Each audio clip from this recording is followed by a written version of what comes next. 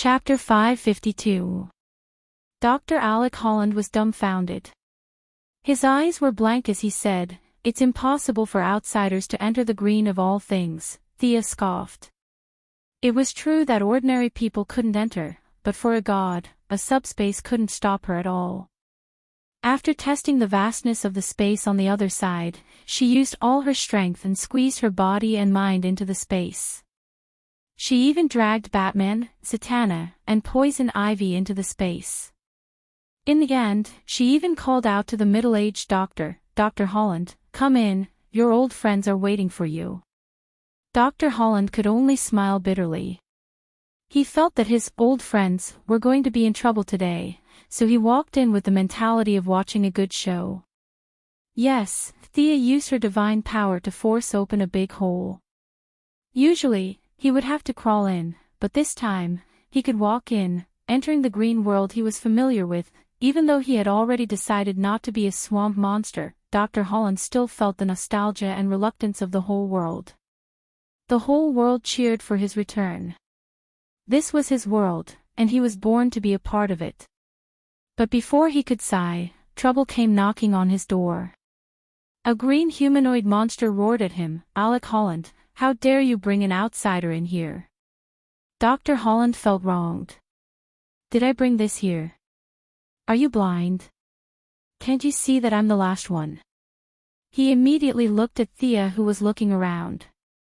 No matter how slow he was, he could still notice this woman's abnormality. Now that he had regained some of the green of all things, part of his memory of being a swamp monster was restored in Dr. Holland's mind. It was just that he didn't connect the Thea from many years ago to the present. Her appearance and temperament had changed too much. Back then, Thea's appearance was at most 80 points, but now it was 100, and that was only because the upper limit was 100. It was impossible for the two to be connected. What is this place? It seems to be rejecting me and trying to win me over at the same time. What a strange feeling. Poison Ivy whispered to Thea. Don't worry about it. You have nothing to do with this place. This space was very vast. Even with her supervision, she couldn't see the boundary. It was more like a mirror world based on the main world. Theo looked at a few strange-looking green humanoid plants not far away. They were the previous swamp monsters. The use of the green of all creation was not without a price. Every chosen incarnation would enter this place after death and become a member of the so-called Tree Council. From Thea's point of view, this place was very similar to the seraphic space. As long as one was recognized, they would be able to obtain extraordinary power while they were still alive.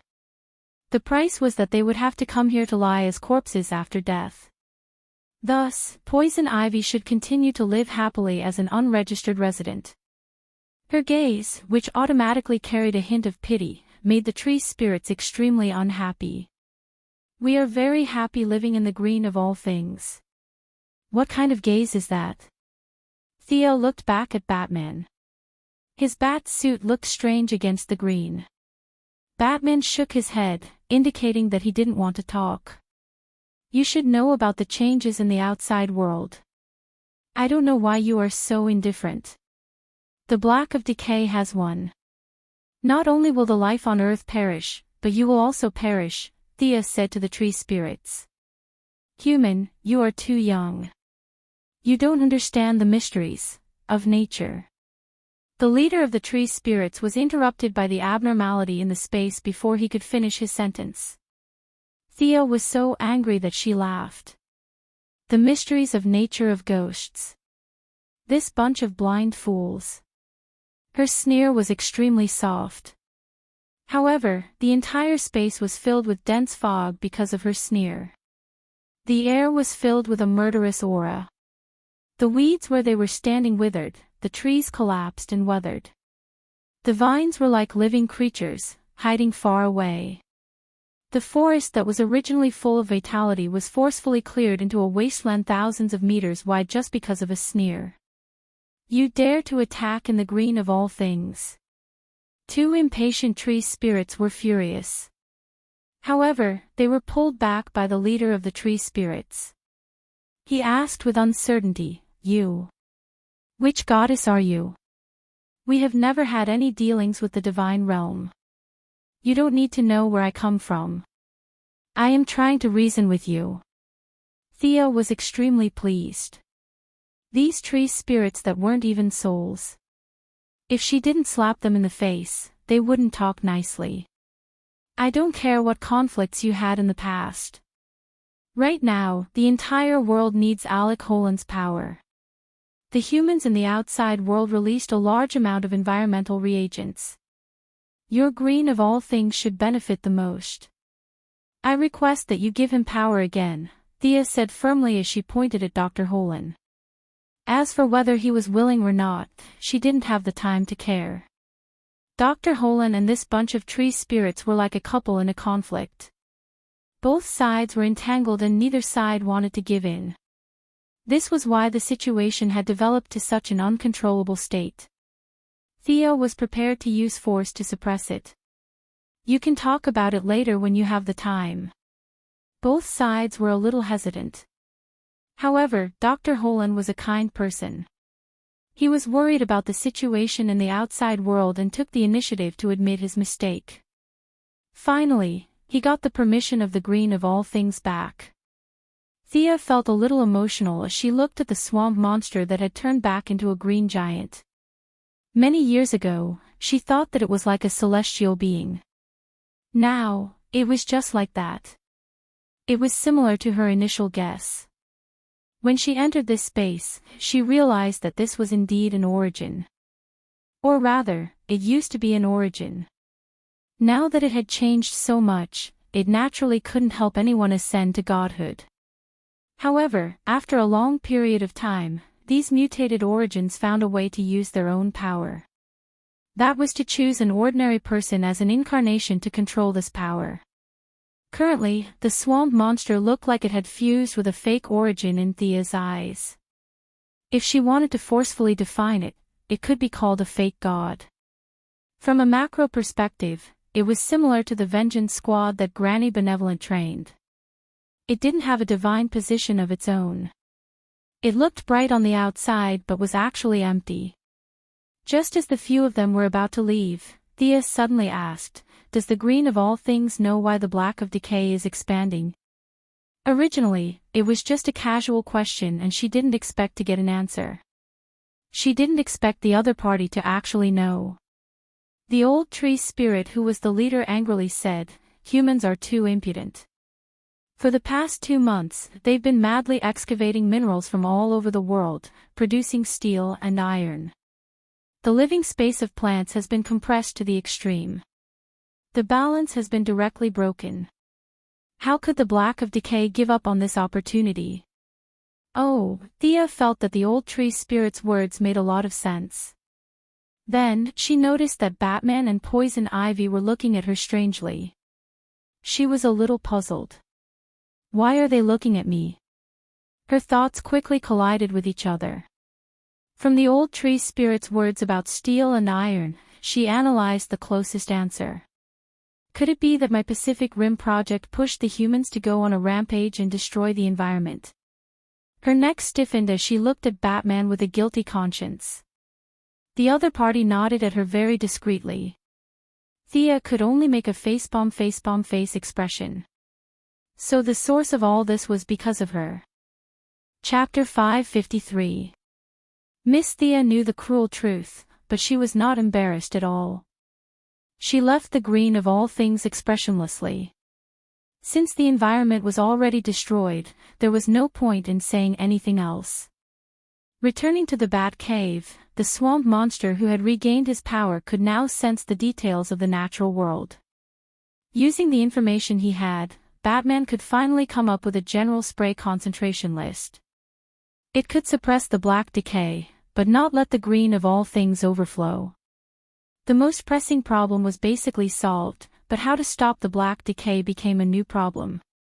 According to the swamp monster's feedback, the black decay had been fighting back. Its strength was sometimes strong and sometimes weak, making it hard to figure out. Thea and Batman both felt that there was a mastermind behind the scenes. Analyzing the cause of the incident, finding the mastermind, and finally beating the mastermind to a pulp, this was how Batman did things in Gotham for more than 10 years. Although the method was a little rough, this process could solve more than 90% of the problems in the world. Thea could not come up with a better solution at the moment. The only problem was, where was the mastermind? Maybe Abby can help me open a passage to the Black Decay. The swamp monster probed. No need, the Black Decay's time flow is too different from the outside world. The green of all things are plants, so their time flow is the same as ours. The Black Decay is the dead, so I don't think they need time. Get rid of this idea immediately. Don't go in. Thea immediately rejected his idea. In the original timeline, the green of all things warrior and the animal hero valued by the red of all things warrior, these two hot-blooded youths wanted to fight back and plunged into the Black Decay. The ratio of time between the two worlds was 1 minute compared to 1 year. This was because they had taken away most of the power of the green of all things and the red of all things. When they came out, they discovered that the balance had been broken. The entire world had been tainted by the black of decay, turning into a country of decay. In the outside world, in just a year, all the Supermen, Wonder Women, and Flash had died. How could the word tragic describe it? Theo would never allow them to do such a brainless thing. Miss Abby, whom the swamp monster mentioned, was also a tragedy. She was the lover of the swamp monster, but at the same time, she was also the embodiment of the darkness of decay. The two of them acted out the natural world's Romeo and Juliet. In the end, both of them abandoned their human identities and became part of the balance of nature. Thea roughly knew who this person was. She didn't ask in detail, but Batman wouldn't let go of these details. Who was Abby? Where was she? What was her surname? What was her name? What did her ancestors do? He repeatedly asked a bunch of questions that confused the swamp monster. This person is very important. We should keep him within our sights and protect him. Batman's questioning was very skillful, and it was easy for him to extract a lot of information from the swamp monster's mouth. He immediately realized the content of the information. Thea also supported this suggestion.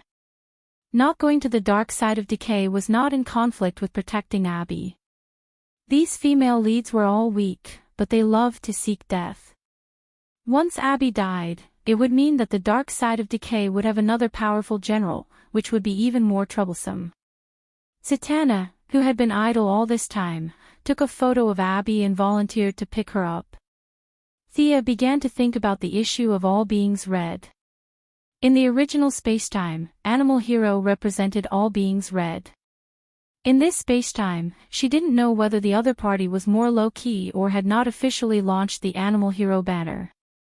There was no relevant information on the internet at all. Doctor, can you try to contact all beings red? We need its power. We don't have the same source of power. How can I contact it? The swamp monster's voice was very low. He felt that Theo was joking. All beings red represents life. Let's not talk about humans for now. Animals in the wild will definitely eat plants. Maybe you can think of a way from this. Otherwise, we won't be able to find all beings red in the sea of people. Seeing that he still didn't understand, Thea could only explain it to him in detail. You see, large animals eat small animals, and small animals eat plants. Our ecological chain is like this, right? The swamp monster nodded. Thea continued, if a small animal eats a plant but doesn't have time to digest it before it is swallowed by another large animal, then in theory, you can use the undigested plant to sense the trajectory of life. Relying on this network between creatures, you may be able to find clues about all beings red. Thea had never looked for it herself. She could only give a general idea based on guesses. The key point still needed to be figured out by the swamp monster himself. However, he was a doctor after all, so his IQ shouldn't be low. The swamp monster was like he was holding back a big move. After a long time, he said with some uncertainty, "There's a vague reaction, but I can sense two targets. Animal hero and his daughter." As soon as this idea popped up in Thea's mind, she knew that she guessed wrong. The swamp monster continued, "One is in California, and the other seems to be in San Francisco." Thea was a little confused by the two targets. Since she couldn't figure it out, she decided not to think about it. No matter who it was, she would pull them back first.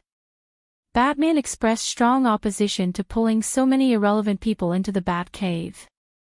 "What the hell? My place is almost a tourist attraction. Can't you see that Batgirl and the third-generation Robin don't dare to come in?" Thea thought it made sense. It was indeed not appropriate to come to the Bat Cave. She was not afraid of exposing her identity. There were plenty of venues.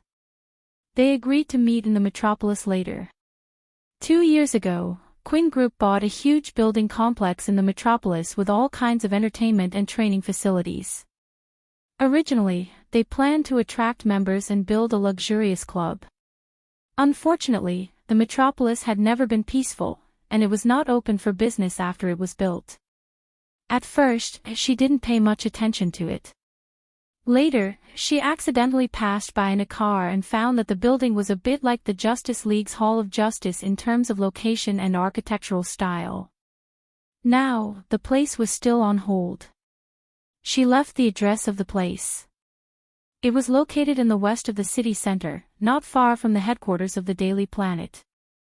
The environment was beautiful, transportation was convenient, and all kinds of supporting facilities were complete. Thea told them to meet there later. Then, she and Batman split up to look for people. The swamp monster could turn into thousands of plants, and he could give them vague directions. Poison Ivy felt that Zatanna had not come back for a long time. She told the two of them, put on the yellow light ring, and went to help. Thea went to San Francisco, and Batman flew the Batplane to California. The swamp monster's senses were very vague. It was a bit difficult to find someone in a modern city. Thea did not completely rely on him. The artificial intelligence kept searching for animal-related anomalies in San Francisco during this period. Unfortunately, nothing was found. The city was not rich, and the poor did not have the habit of entering their daily lives into the internet. Gideon expanded the search range several times, but the results were the same. If there was nothing, no matter how smart it was, it could not find it. Chapter 554. Which superhero lived here? Thea thought for a while, but she had no clue. There were too many superheroes, and this was a real world. Many characters wouldn't choose a city and wouldn't move even if they died. The swamp monster led them to a huge slum and announced the end of the quest. Batman was also at a stalemate. He had to find a man or woman without a name or surname, which was also a challenge for Batman, who was bursting with intelligence. Thea put on her invisibility spell and started to wander around the area. She didn't find any traces of superheroes from the local police station. She felt that her target was probably not Animal Hero. The owner of all beings red must be a mutant. She searched a few hospitals nearby, but other than lamenting that the poorer a place was, the more expensive the medical treatment was, there was nothing else. She took out Croydon's compass, but there were too few search conditions. She didn't know if the person was a man or a woman. The compass spun for a long time but didn't find anything. After that, Thea was confused. Who am I looking for? Where should I go? She wandered around the area with a head full of philosophical questions. Fortunately, Gideon's search ability was good. There was no information from the police station or the hospital. Finally, it found a clue on a forum. Rare tropical disease, unknown serum. It's this guy. Thea was a little excited. Gideon found a picture of a handsome little boy, but his face was green and looked a little out of place. Thea knew this guy. Wasn't this the backbone of the young titans, Beast Boy? It was just that this guy was a few years younger than she remembered him to be. This guy was really easy to find, Gideon. I was the one who found him. He didn't go to a big hospital for treatment when he was sick. Instead, he trusted the free treatment from a medical institution and was injected with an even more messy serum. In the end, he turned green and escaped from the laboratory. With a face, it was much easier to find him. The huge satellite started to operate, and all kinds of facial recognition were screened through the cameras on the streets. Thea took out the compass to confirm the location. 3 minutes later, she was standing in front of a bungalow. She gently knocked on the door and found that no one answered. Activating her supervision, she saw the scene in the room and smiled playfully.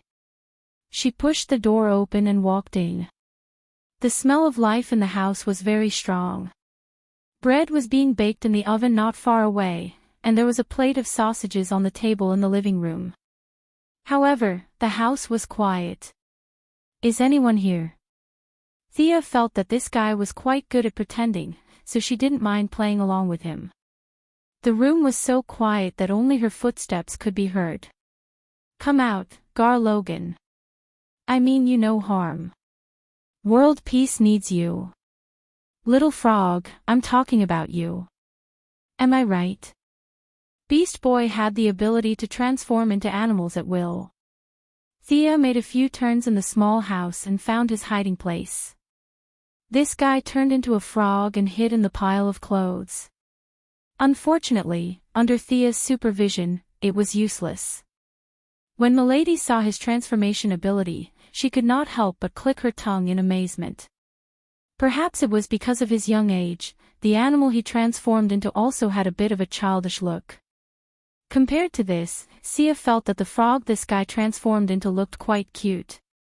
The girl and the frog stared at each other for a few seconds. Thea smiled like a flower and reached out a jade-white finger to press the frog's head. Frogs in the natural world were not so clean. It was obvious that they were fake. This guy was still very inexperienced. Beast Boy seemed to want to fool her. To show that he was ordinary, he croaked 2 more times. Thea felt that it was getting more and more fun. She kept pressing the frog's head with her finger. He raised his head and Thea pressed it again. She was having fun. Beast Boy was a little angry at being teased. He didn't care about his disguise anymore. With a whoosh, he transformed into a gorilla. He seemed to be roaring fiercely at this woman who had come into his house for no reason. Wow! Thea's eyes lit up instantly. Unlike Jared, who was a big and black gorilla, Beast Boy's transformation suited her taste very well. The key was that he was relatively clean and his green hair was very soft. Thea quickly took out her phone and took a selfie with herself and the little gorilla. Beast Boy was slightly stunned by the flash of the phone. After he understood what was going on, he was even more furious. He jumped up and wanted to slap Thea's face. Thea didn't take him seriously at all. She pressed him back with one hand and took 2 more pictures. If Beast Boy had some fighting experience in a few years, he would find that the opponent's strength was far beyond his limit. In other words, he should run away. But at this time, he was not mature enough. He was still at the age of a teenager. He had to fight even if he couldn't win. Thinking that the gorilla couldn't do anything to Thea, he transformed into a kangaroo, a rhinoceros, a hippo, and a wolf. However, the result was that he was suppressed by Thea. He felt that his appearance was very fierce, but in Thea's eyes, he was a little kangaroo, a little rhinoceros, a little hippo, and a little wolf. A silly and cute temperament went straight to the sky. Thea herself liked small animals very much. She had a good relationship with the Sea King's little friend, Yavala, and the other party gave her a lot of small animals. She raised a lot of tigers and lions in the old house in Star City and the villa in the metropolis. Diana's comment about this was the nature of a rich lady in a big city. In short, she was idle. In the eyes of the Amazon, animals were enemies no matter how big or small they were. She was glad at this time. Fortunately, she came to San Francisco. Fortunately, she met the younger beast boy. When this guy got older, the animals he transformed into would also become bigger. At that time, there would be nothing cute about him. In order to keep this beautiful moment, she kept teasing the beast boy. When she encountered those particularly cute and human-like expressions, she would capture them and keep them for later appreciation. For example, at this time, the boy turned into a bear. Of course, for Thea, it was more like a little bear. The beast boy, who was about to overflow with anger, stretched out two stubby forearms and tried to scare Thea. So cute. Thea immediately ran behind him, pressed his two front paws, and put her chin on his head. She controlled the phone with the hand of magic and took several photos crazily. Looking at the phone in the air, the beast boy finally recovered most of his rationality. He realized that this woman was a bit out of the ordinary, and cold sweat came down his face. Thea was more and more satisfied with the human-like expression of fear on the little bear's face. She bound him with her mental power, squatted on his hand, and made a peace sign to take more than 10 photos. She took back the phone and looked at the effect. It was really quite good. Thea was going to show it to Diana next time. She always felt that it was her responsibility to cultivate the Valkyrie's love for small animals. Chapter 555. The pale-faced beast boy struggled with all his might, but Thea's restraint was not something that could be broken through by brute force. He tried several times but found that he could not break free at all. The real beast boy finally understood what was going on. He lay on the ground, trembling all over. Could it be that he broke it? Thea quickly deactivated the magic. Beast Boy's reaction was not slow. He realized that he had regained his freedom and turned into a cheetah. He rushed to the window. In his mind, as long as he broke through the glass and went outside, he would be safe. He was familiar with the surroundings and could get rid of this unknown woman. It was a good idea, but reality gave him a cruel blow. He crashed into the glass of his house with the force of a thunderbolt. The glass, which could be smashed with a coin in the past, was as hard as a rock today. Clang! With a muffled sound, Beast Boy sat on the ground in a daze. He looked at the window dizzily and his eyes were filled with despair. Thea laughed so hard that she fell down. She did not dare to hit the wall. This house that was sealed by her simple magic would not be able to withstand her fists now. Just as Beast Boy was doubting whether he could see the sun tomorrow, a phone call allowed him to escape the clutches of the female devil, temporarily. Thea looked at the phone. It was Batman calling. She shouted at Beast Boy, "Deactivate your transformation and stay here. You can't escape from me." She then picked up the phone. Batman's voice came through as usual. "I found Buddy Baker's family. How are things on your side?" Thea's supervision saw Beast Boy looking around the house for an exit. Unfortunately, he did not understand the mystery of magic. She calmly replied to Batman, "I found them, but this is a child. I need to talk to his parents again." Garland Logan was only 9 years old. The bad guys could kidnap him directly, but the heroes still had to consider the consequences. Then be quick. Batman hung up the phone very simply. Hearing that she had ended the call, Beast Boy, who had yet to find an escape route, could only deactivate his transformation and slowly walk out.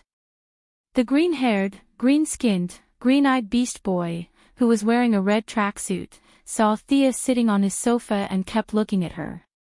He was so scared that he stood far away in fear. "You probably didn't hear what I said before, so I'll say it again. There's a big problem with the operation of the world, big trouble, and we need your power." This time, Thea was a lot more serious. Although there was still a smile on her face, a 9-year-old child couldn't see it. Little Beast was young and occasionally a little silly, but he was very smart.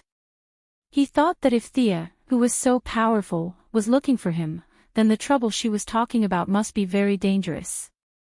She immediately shook her head and said, "I'm still young. I don't know how to do anything." She was very careful and revealed the face of a child who was about to be abducted. Theo looked at him carefully and didn't say anything. Animal Man was a legitimate chosen of all beings red. This guy was similar to Poison Ivy, who also took advantage of the loopholes to obtain some of the power of all beings red. No matter what, there was no harm in bringing him along. He didn't look like he came from a good family, but he didn't do anything evil despite having such a strong ability. It was obvious that he was a natural-born superhero. Thea's ability to bluff people was almost maxed out. She immediately started to analyze the seriousness of the current situation and pointed out the value of his ability. Looking at the whole human race, she raised his importance to an unparalleled level. Even if this incident is over, you still need to train your own ability, as well as basic social interaction and school. These are all things you need. Speaking of school, Beast Boy was a little depressed. My classmates in school are avoiding me, my skin. Thea felt that it was far more than what he said. Bad kids were everywhere in America.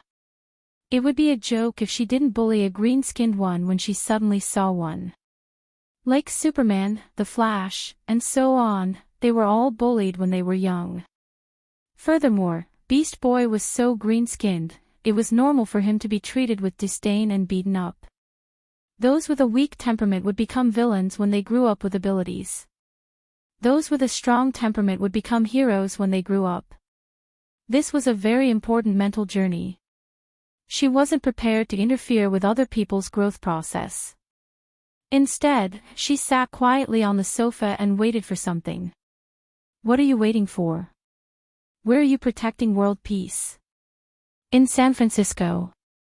Beast Boy asked tentatively. I'm waiting for your parents. I'm not a bad person. There are a lot of things that I need to explain to them. Also, you have to come with me to the metropolis. All the resistance forces are gathered there. Beast Boy's mind instantly flashed with a bunch of righteous heroes fighting monsters. As a kind-hearted person, he felt that it was very emotional. However, he quickly realized something. My parents get off work very late. They won't be home so early. Don't worry. 3 minutes ago, I bought your father's transportation company and your mother's supermarket. They're on their way home, Thea said lightly. It was only a few million. It wasn't worth mentioning at all. Beast Boy's mouth formed an O shape. He stared blankly at the Demon Queen. He was still young and didn't know what all this meant. Thea closed her eyes and waited for 10 minutes. A middle-aged couple walked in. Mr. Logan had grown a big beer belly in his middle age. He looked a little worried. At the same time, he didn't have any sideburns on his face and 3 sharp blades wouldn't come out of his hands. Thea felt a lot more relieved. Unlike the 9-year-old Beast Boy, the couple knew Thea. At least, they had seen her on TV. Now that they heard her solemnly say that there was a world crisis and that she needed their son's help, the two of them felt dizzy as if they were in a dream. Thanks to CNN's fearless reporting, many citizens also knew that strange things were happening around the world. However, they felt that it was very far away from them and treated it as a topic of conversation. Now, a heavyweight like Thea was talking to them face to face. She even bought the companies that they worked for in order to save time. The leaders of the companies urged them to go home to discuss this matter. The two of them felt that the survival of the entire human race was on their shoulders. Beast Boy's sense of justice was inseparable from his parents.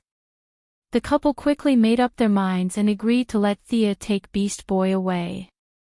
I'll bring him back safely. Don't worry, the other adult is the main force. Jared Logan's power is just a precaution. Thea comforted the two middle-aged men. Her celebrity status was still very useful. Although the two of them were still worried, they still let Thea take their son away. Teleporting in front of ordinary people was an unusual thing that would increase the psychological pressure on the two. They would think that their son was going to do a particularly dangerous mission. Sia dragged Beast Boy until they were out of sight before activating the teleportation. Chapter 556. After a simple teleportation, Beast Boy Garland Logan had yet to break free from the melancholy of leaving his parents when he found himself in a strange place. "Kid, welcome to the metropolis," Sia introduced proudly when she saw Beast Boy poking his head out to look around. "Ha! The metropolis." They were thousands of miles away in the blink of an eye. Beast Boy did not believe it, but he was still traumatized by Thea's teasing, so he did not dare to refute. When they entered the Hall of Justice that Thea named herself, Poison Ivy and Zatanna had already returned with the swamp monster's girlfriend, Miss Abby. Batman's fighter jet was still on its way even though it had left earlier. Beast Boy also saw the swamp monster and Poison Ivy, and immediately found his balance. So, he was not the weirdest. Abby, who had a head of silver hair and was dressed fashionably, attracted Thea's attention. At this time, this fashionable woman was hugging the swamp monster, which was covered in vines and did not look like a human. The ghastly scene made her feel a little uncomfortable. She told Beast Boy not to run around and turned to ask Poison Ivy, "What's the delay? With your and Zatanna's strength, what kind of monster can trap you?" Poison Ivy said a little gloomily, "When I arrived, Zatanna was attacking a huge guy made of bones and rotten flesh. It called itself Storm God Seth. My plants did not respond to me at all. I had to rely on the power of the light ring to fight my way out." Storm God Seth. Thea thought about it but could not remember. There were too many gods on Earth in the past, like the Hawaiian shark god that she had killed. It was very obscure and not many people knew about it. Those who did not study the local history would not have heard of it. The Seth that Poison Ivy mentioned also had the same problem. It was most likely a god worshipped by a small tribe. It was taken away by the twilight of the gods and was now pulled up by the black of decay to be a fighter. However, this kind of thing was a weak god when he was alive and was even weaker after death. As one of the new gods, Thea did not take it to heart. He then asked Zatanna about it. As a descendant of Da Vinci and an outstanding mage with a legacy, she should not be afraid of any evil gods. However, the Black of Decay special characteristic allowed all living things to possess the characteristic of being immortal. Zatanna had taken Seth apart 3 times, and he had been revived with full health. If not for Poison Ivy materializing the lamp ring and giving her a fierce beating, she would not have been able to kill her way out so easily. The few of them chatted for a while, and they all noticed Beast Boy. This child had been quiet for 3 minutes, and then he became active. He looked around and touched many technological devices that he had never seen before. He was curious about everything. When he was playing a game on the computer, he was shocked when he saw the person who walked in. His voice was filled with excitement. "Batman." This made Thea very unhappy. "You know Batman but not me." "Fine, just you wait." However, she did not have time to play with the kid. Instead, she looked at the family of 3 behind Batman. Animal Man, his wife, and daughter were slightly different from Green of Creation. Red of Creation's life force was as described, with a bit of fierceness. Animal Man and his daughter's life force was very strong in Thea's eyes. Thea and Batman looked at each other and nodded. Everyone started the meeting. As a superhero who had protected Gotham for more than 10 years, Batman's reputation was unparalleled. This could be seen from the fact that Beast Boy knew Batman but not Thea. The task of explaining the situation was automatically handed over to him. Sia was sitting on the side. She was sorting out the photos she had just taken. She was going to choose some with beautiful angles and clear views to send to Diana. It would be even better if she could use this to cultivate her love for small animals. The two had chatted on the phone for a long time. Diana had asked if she needed her to come back and help. Thea thought about it and did not agree. In the face of this corrosive energy, physical attacks were not very useful. Diana should focus on finding her own source. Beast Boy, who had been watching her with his sharp eyes, naturally saw her actions. However, because Batman was still talking in the middle, Beast Boy resisted the idea of biting Thea. Beast Boy, who tended to be hyperactive, was quickly attracted to Animal Man Buddy Baker, who was not far away. The irresponsible Thea did not tell him about Red of Creation. He only felt that this stern-looking uncle looked very friendly.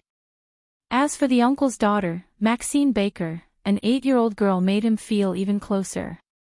Although he was still young, the thought of protecting this girl who was 1 year younger than him appeared in Beast Boy's mind for the first time. I can't let anyone or anything hurt her, the 9-year-old Beast Boy, Gar Logan, said to himself. Just as he was letting his imagination run wild, a muffled bang attracted his attention. He saw the stern-looking Uncle Buddy Baker slamming the table angrily. The reagents you sprayed all over the world are also suppressed in the Red of Creation. They are very dissatisfied. The green of all things is the main force against the black of decay.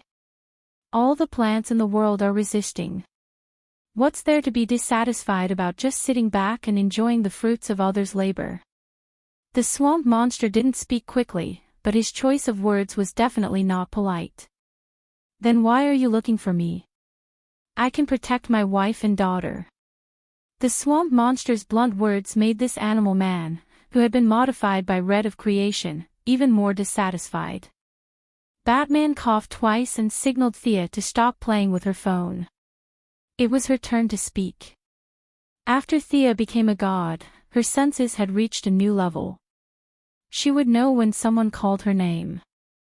She could sense when someone looked at her.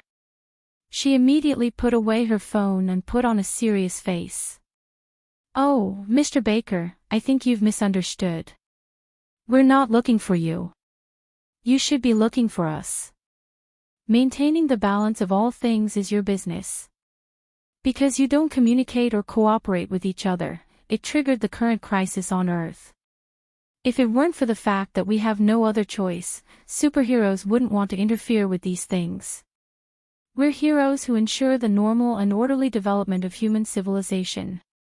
We're not plants or animals. It felt very good to criticize others from the moral high ground. No matter how dissatisfied Animal Man was, he could not think of anything to say. He could only change the topic and point his gun at Miss Abby, who was sitting next to the swamp monster.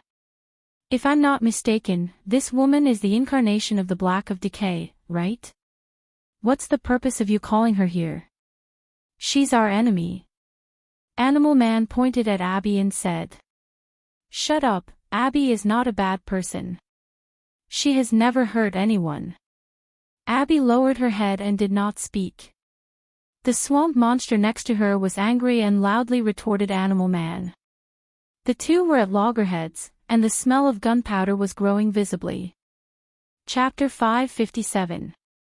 The green color on the swamp monster's body became more intense, and the vines on its arms began to move agilely, like poisonous snakes waiting for the opportunity to bite the enemy. Animal Man was not to be outdone. His body had gathered the strength of all the animals in the world, such as the strength of a Tyrannosaurus rex, the smell of a moth, the agility of a cheetah, the self-healing ability of a worm, and many other abilities.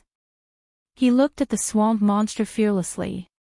Seeing that her boyfriend was going to stand up for her, Abby, who had an equally strong personality, was still unable to use the power of the Black Decay. However, this did not stop her from taking out a pistol from behind her and pointing it at Animal Man. How vexing. That was the only thought Sia had at that moment. Batman didn't like superhumans. Sometimes, it had to be said that his point of view was very correct. The saying that a person's temperament was like a raging fire that could be ignited at the slightest provocation was used to describe this group of people who had suddenly obtained beyond her powers. The people in front of her were heroes of justice or people with high moral standards. If they were all like this, it was understandable that ordinary people with average temperament would become villains after a little stimulation.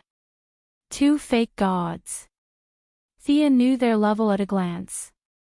They were similar to Grandma's nemesis team.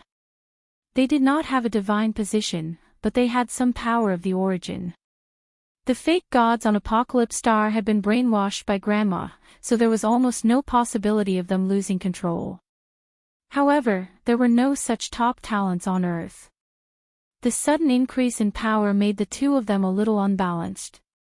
The two in front of her had not reached their peak. They could only be said to have the fake god model, but their level was not full. Fake gods were a joke in Thea's eyes. They were flashy but not practical. She did not care about the two who had not reached their full level. Sit down.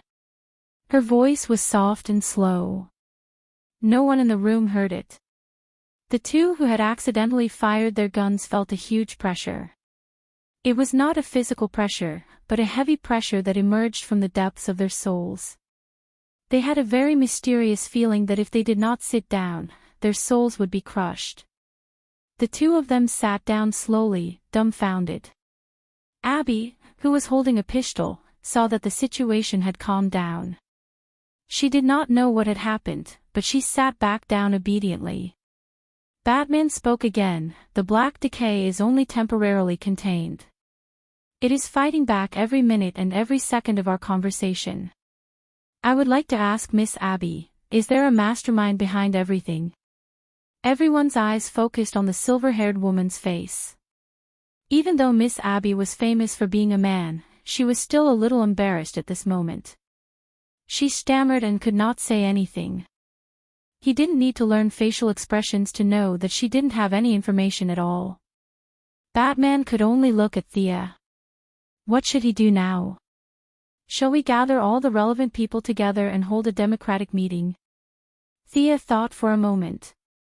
Can Miss Abby still connect to the black of decay? The silver-haired woman's shoulders trembled in fear, as if she had thought of something bad. She hesitated for a moment before saying, all these years, I've been in the green of all creation environment to suppress the call of the black of decay. As long as I don't die, I should be able to connect. Why? Do you want to go in and ask? Is it the same as the green of all creation before? Batman asked tentatively. I'm not going. The flow of time between the two worlds is different. I haven't reached the point where I can ignore time. Thea firmly rejected this proposal. After fusing with the source, her life had reached an infinite number, but it didn't mean that she could ignore time. New gods who fused with the source could cross the two ends of the timeline. The source was her, and she was the source. The source was at the beginning of time, and she was at the end of time. This was the main reason why their lives were infinite. Now, even if there was a flashpoint incident, she would not be afraid as she was standing at the source. She was eternal. All the people who were directly related to her would not be easily rewritten. Even if they were rewritten, the timeline would quickly correct them automatically.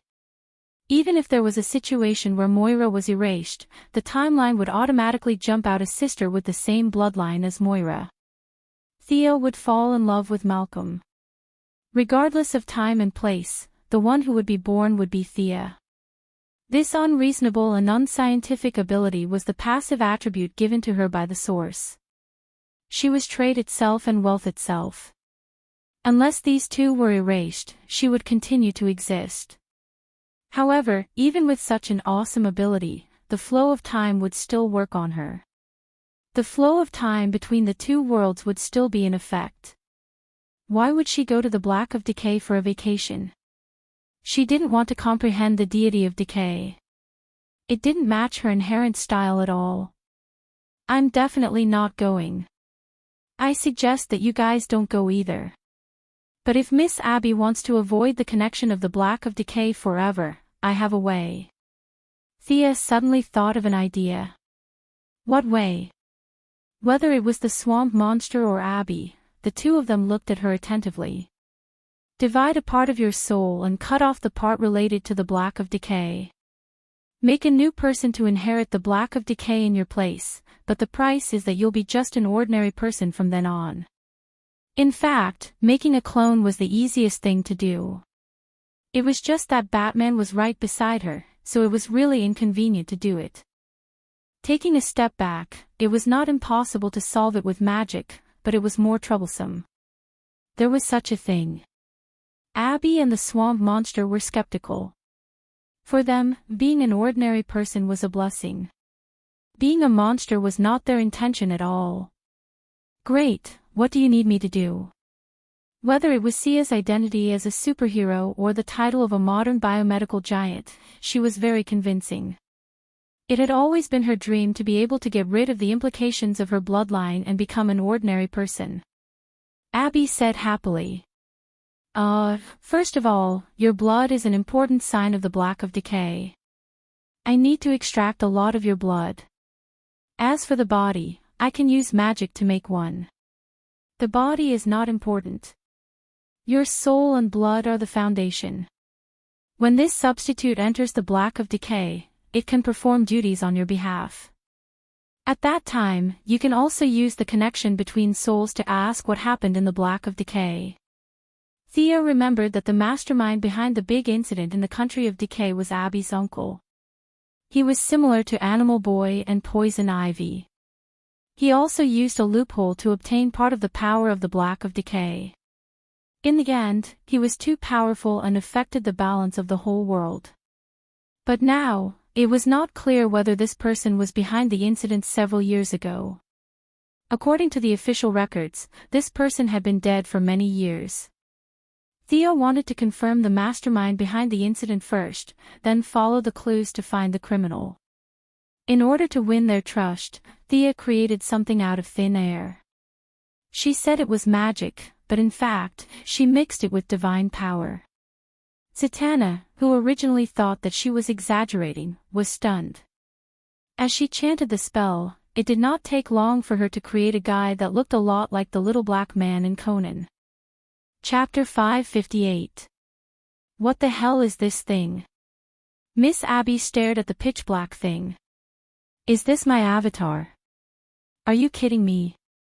This thing looks like it has been splashed with ink. It's so black that you can't see its face if you close your eyes and mouth. This thing looks weird. Beast Boy glanced at the indescribable part of the black guy.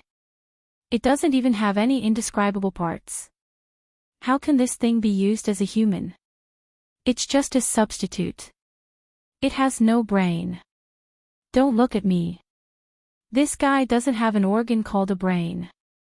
There's no heart, no spleen, no kidney, no blood circulation system, and no hematopoietic function.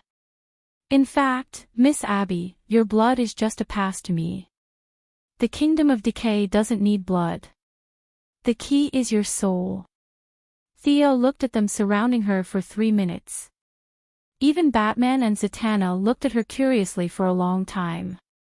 She hurriedly explained to them. It's not that I'm not good at learning, it's just that I don't need those things. For us, we need a human face as a recognition standard.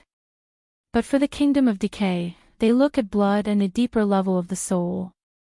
Am I right, green of all things and red of all things? Thea turned to ask Swamp Monster and Animal Man. Both of them felt that what she said was specious. They were all modern people and only knew a little about such a mysterious thing. They both pretended to know and nodded. The second step, draw blood. Miss Abby, lie down in it. Thea took out a very famous medical cabin. Now this thing was spread all over the world.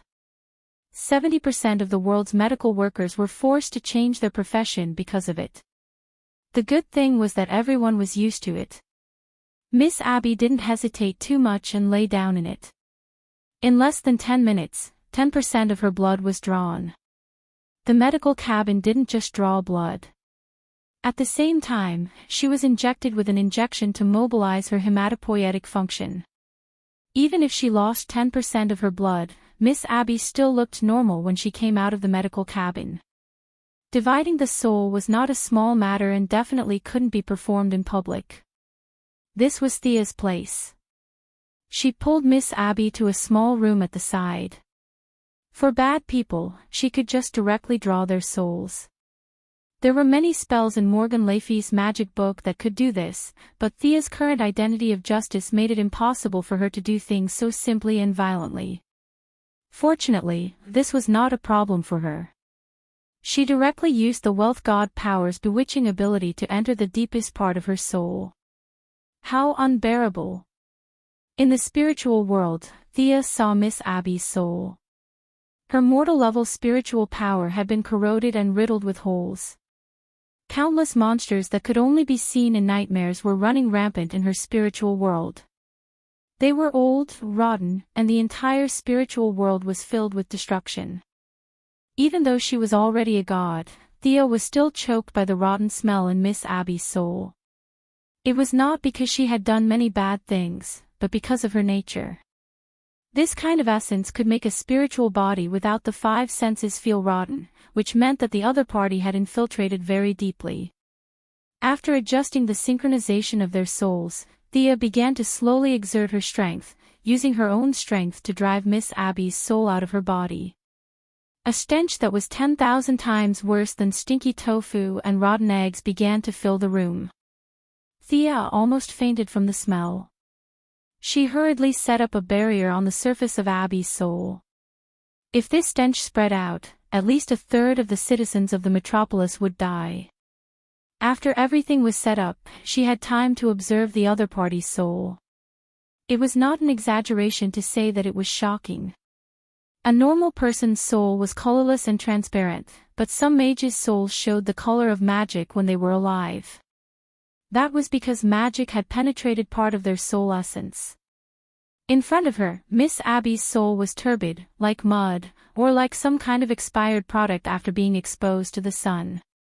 The only good news was that her head was still clear, so the cutting plan would not be abandoned halfway.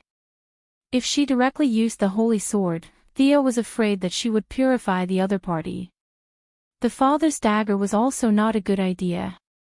Miss Abby's current posture was more evil than a kind grandmother. The father's fire of justice would burn her to death in seconds. Thea could only use the slowest way to deal with it. Divine power could be used anywhere, so naturally, it could also be used for cutting. She could just cut off whatever she did not like. Even if she was done, this person could not be kept, because her soul would be cut into pieces. Even if the father came, he would not be able to put it back, and it was better to let it go. Letting it go was the best way. It was absolutely correct to say that mages were a group of people who were good at courting death. Thea had such a soul simulation spell in her hands, which was inspired by the mages of modern times from the tower spirit of the Mage Tower. They would place a simulated soul in their house to do some auxiliary work for their apprentices. This spell had nothing to do with fighting, but it was very suitable to be used here. Thea created a huge soul outside Miss Abby's body so that it could be used to carry the decayed souls. After the two sides were connected, it could be seen that the decayed part was trying to infect the new soul. Thea no longer hesitated and began to use her divine power to force the decayed souls to move away. Unable to connect to the decaying black, the impurities in Miss Abby's soul were like rootless water. Naturally, they could not compare to Thea, who was full of divine power.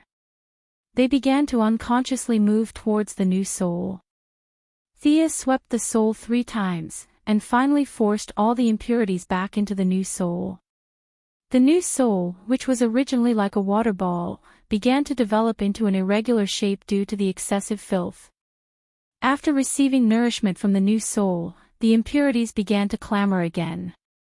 Countless voices in the soul were shouting, as long as they were left alone, they would soon be able to attack the original body.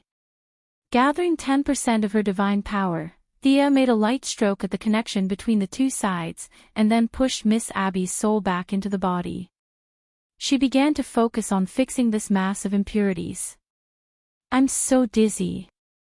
This is what's in my body. In less than 3 minutes, Miss Abby woke up. The heavy burden that she had been carrying for many years was finally released. Although her head was still a little dizzy, her spirit was very good. She looked around in a daze, and only then did she see the dirty mass that Thea was fiddling with. It was terrifying and had a sense of disgust towards the living. Based on her intuition, she knew that it was her, or rather, it used to be a part of her. I can't believe that I have such an evil nature. Miss Abby covered her mouth in shock. As if she was afraid that the mass of impurities would find her again, she moved back a few steps with her hands and feet.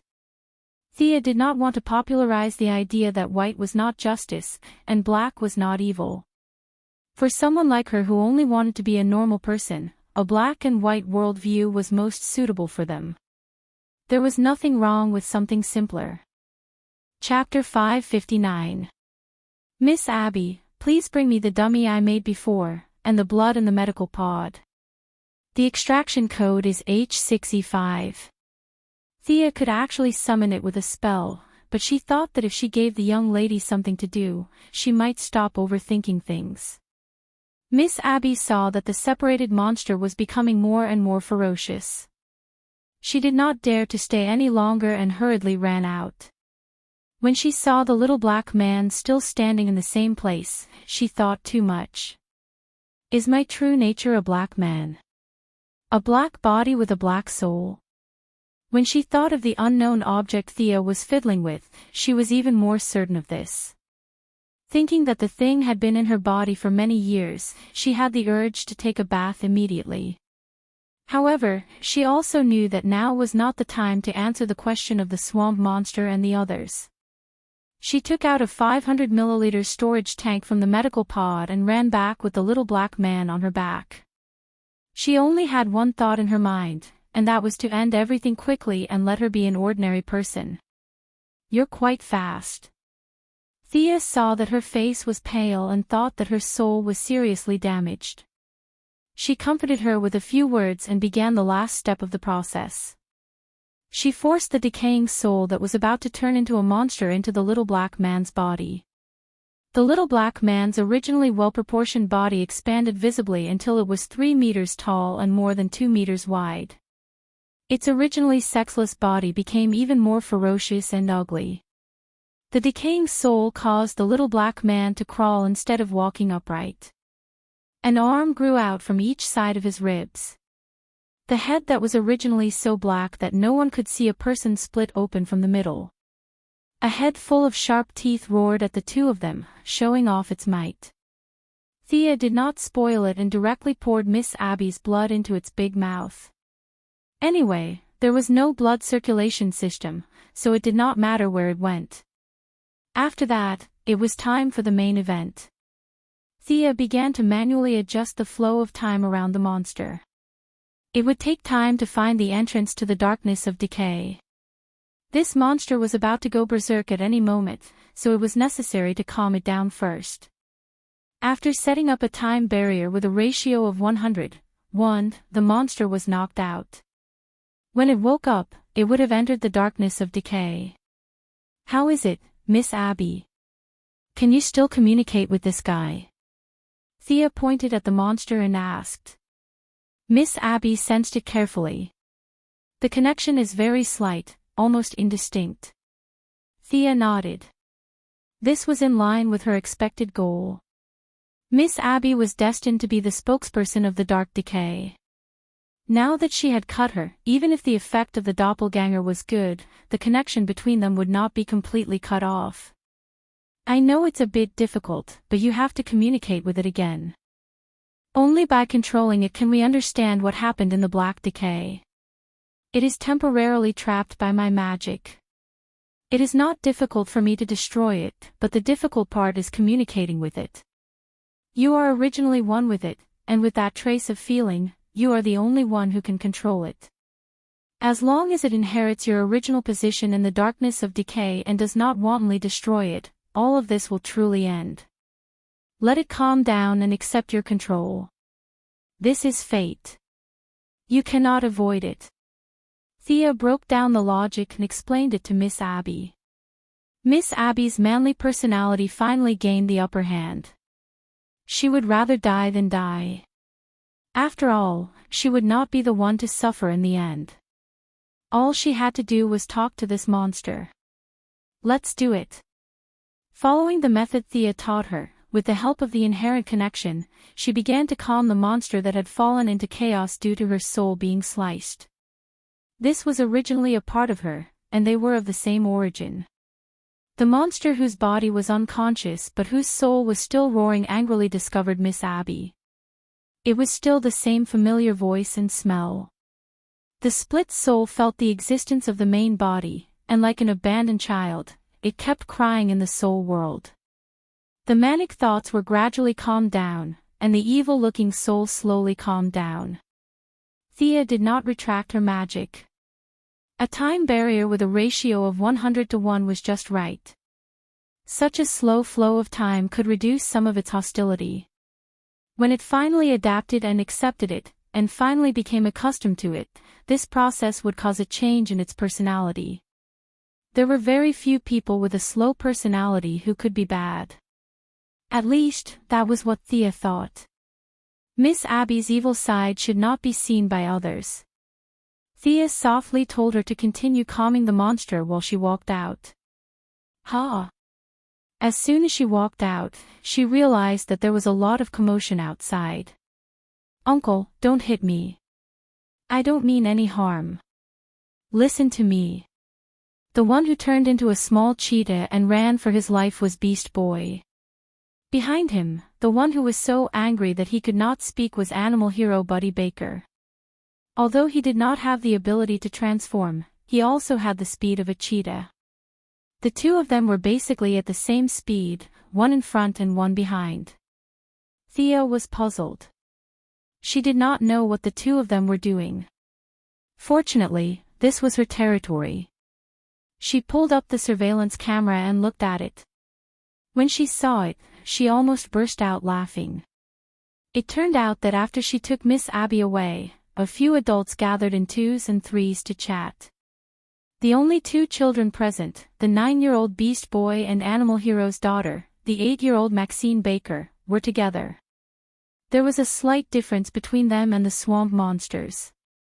In fact, Beings Red was really interested in Maxine Baker. This 8-year-old girl was the real representative they had chosen. Animal Hero was just a side character. As the official worker of Beings Red, the little girl's attraction to Beast Boy was not ordinary. Beast Boy, who was originally very funny, used all his tricks to make the little girl happy. Thea's previous training seemed to have opened a door for him, and he mastered the essence of picking up girls without a teacher.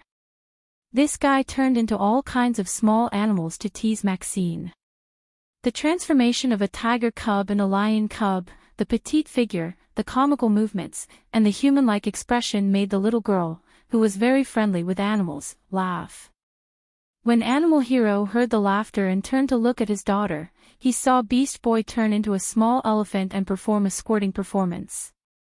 "How dare you flirt with my daughter in front of me?" Animal Hero was furious. What followed was the chase that Thea saw when she came in. Animal Hero's pursuit of Beast Boy seemed fierce, but in fact, it was not dangerous at all. Buddy Baker was a superhero and an adult. How could he make things difficult for a child? At most, it was just a matter of beating him up. No one took it seriously. When Batman saw Thea walk to his side, he said slowly, "This place is not bad.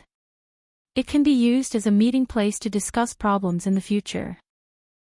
You're afraid that everyone will go to the Bat Cave, so you're quickly looking for a replacement, right? Thea understood his thoughts and nodded in tacit agreement. To be honest, every time they discussed something about world peace and human development, it was really inharmonious to run to his cold cave to discuss it. It was also a good thing that superheroes had an open and above-board meeting place. Chapter 560. The matter of the venue was not important at all. The two of them settled it while chatting. This made a certain someone, who always had a meeting in the Batcave, secretly sigh in relief. Can we counterattack now? Animal Man and Beast Boy were still chasing each other, while Thea and Batman were having a serious discussion, forming a very strange scene. Of course, let's go to the first few places where the abnormality was first discovered. If my guess is correct, the black decay should be the tentacles that extend from those places. Eliminate the monsters, find the mastermind behind the scenes, and then suppress the spread of the green of all things.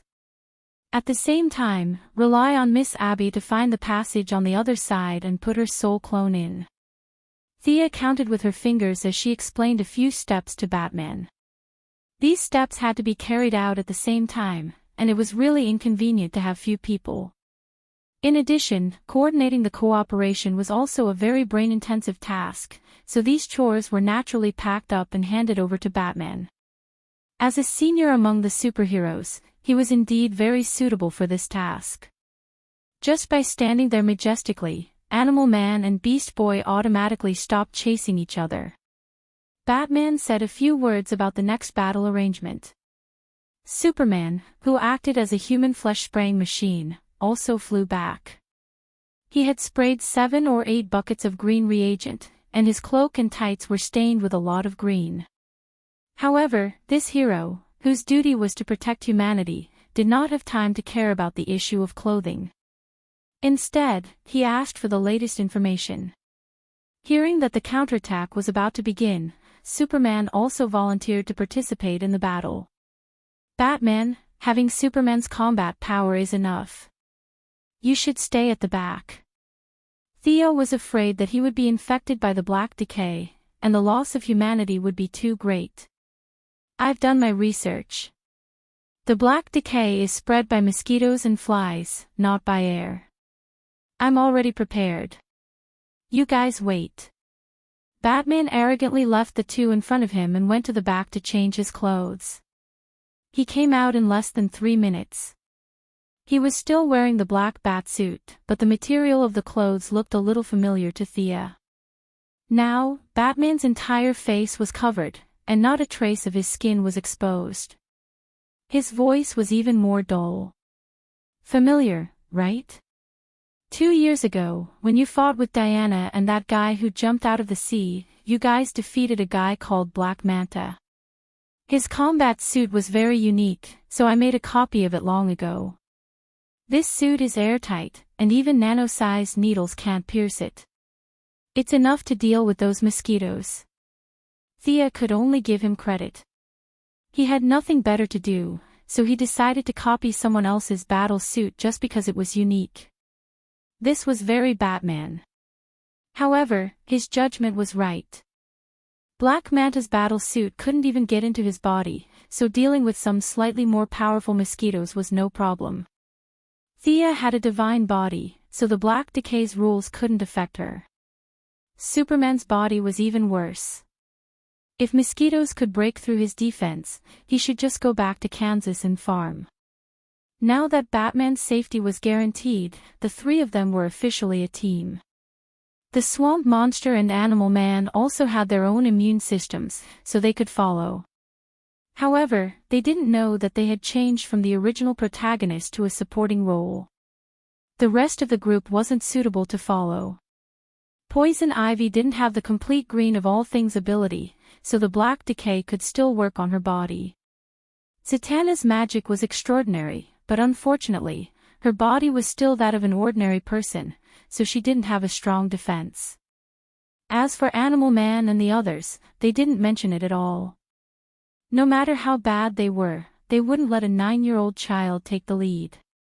Boy, I'm telling you, protect my daughter. If she loses a single strand of hair, I'll kill you. Animal Man changed into his battle suit and threatened Animal Man. Thea looked at Animal Man's frightened face and wanted to laugh. She resisted the urge to interrupt their affectionate farewell and introduce them to the others who were going with them. Everyone, let's go to Wyoming first. The mosquitoes and flies there are mutating too quickly, and the government can't suppress them anymore. They nodded immediately, and Thea directly teleported the four of them to Wyoming. The actual situation here was far worse than imagined. The government, military, and civil groups were all trying to kill the mosquitoes and flies everywhere. Unfortunately, the mutated mosquitoes and flies seemed to be endless. Everyone tried everything to stop them, but it didn't work. Instead, more people became zombies because of the spread of mosquitoes and flies. The place where the plant growth reagent was sprayed was also a key area. With a large number of plants, they barely managed to maintain a stalemate with the mosquitoes and flies. Looking at the overwhelming number of mosquitoes and flies, Thea felt a little disgusted. After thinking about it, she really didn't have any good spells to deal with these things. No matter if it was an ancient sorcerer or a modern sorcerer, no one would be so bored as to develop a spell to kill mosquitoes and flies. I'll leave it to you guys. Thea felt that she was responsible for coming up with ideas. She was just a part-time driver. Such a dirty job should be left to the strong guys. They didn't waste any time and began to kill the mosquitoes. Batman directly threw out a device similar to a mosquito lamp, which emitted a blue fluorescent light to attract the mosquitoes and flies. Superman relied on the combination of his supervision and superhearing to sweep a large area with heat rays. The above two were only considered amateurs. The swamp monster and animal man, who had strong backing, were much more professional. The swamp monster directly took over the control of all the plants in the area. Plants had their own way of hunting mosquitoes and flies, but they didn't cooperate before. With the arrival of the swamp monster, the plants began to fight back under his command. Many pitcher plants rose from the ground. These plants secreted a kind of juice that was very delicious to the mosquitoes and flies. The next step was to close the door and beat the dogs until they were slowly digested. The first to be hunted was the Venus flytrap. This kind of carnivorous plant in nature had exceptionally enchanting and beautiful leaves. Under the urging of the green of all things, the fresh and delicious leaves attracted mosquitoes and flies to rush up one after another. However, the result was that they were all digested into a pool of pus without exception. The remaining plants that secreted venom, produced paralyzing gas, and produced hallucinogenic gas could be seen everywhere. Animal Man was a little weaker. The green of all things here was too strong. He couldn't use his strength. Plus, he was only a temporary worker in the red of all things, so the damage he caused was far less than the swamp monster. However, he didn't just stand aside in a daze. Instead, he used his ability to communicate with animals to call over many frogs, geckos, and dragonflies to help kill the mosquitoes and flies. With the efforts of the four heroes and Thea occasionally throwing out fireballs, the area controlled by the mosquitoes and flies gradually began to shrink towards the central area. The tragic situation on the ground was slowly revealed as the mosquitoes and flies retreated. Humans and animals with stiff limbs and bodies full of diseased tissues slowly walked out of the towns covered in blood, from the empty and dead wilderness, and from the private cars that had collapsed by the roadside. Chapter 561. Can these people still be saved? Superman couldn't help but ask Thea. They've been dead for a long time. Thea took a look. These people had already died the moment they were bitten by mosquitoes and flies. What they were fighting against was not some kind of germ, but the black decay. This was something that mutated from the source. Even if it was just a tiny bit, it was not something that ordinary people could withstand. The superheroes had a principle of not killing. Although these people were dead, they still couldn't bear to do it. Thea didn't care, but she felt that the scene was a little heavy and was afraid of dirtying her hands. 2 phone calls connected to the White House and the Pentagon. Thea, who was not afraid of exposing her identity, obtained the highest command of the entire Wyoming Army. With the help of military satellites and her supervision, Thea began to arrange for the troops to clean up the zombies. All the frontline troops were equipped with thermal imaging. Many mosquitoes and flies had the habit of hiding in the zombies' bodies. During the gap in the battle, Batman developed a device that emitted infrasonic waves to kill mosquitoes in a large area. With the help of local production equipment, he made 5 of them in one go and equipped the troops to kill mosquitoes. The heroes cleared the mosquitoes and flies in the air and on the ground. Under the powerful command of the army, they slowly and vigorously recovered the city. The entire Wyoming was severely damaged. A conservative estimate estimated that at least 100,000 of the 500,000 residents had died. The economic losses were immeasurable. The famous scenic spot, Yellowstone National Park, was even more devastated. Several canyons and waterfalls were occupied by various rotten animals. The hot springs, geysers, hot pools, and blowhole were all filled with blood and all kinds of unknown black mud.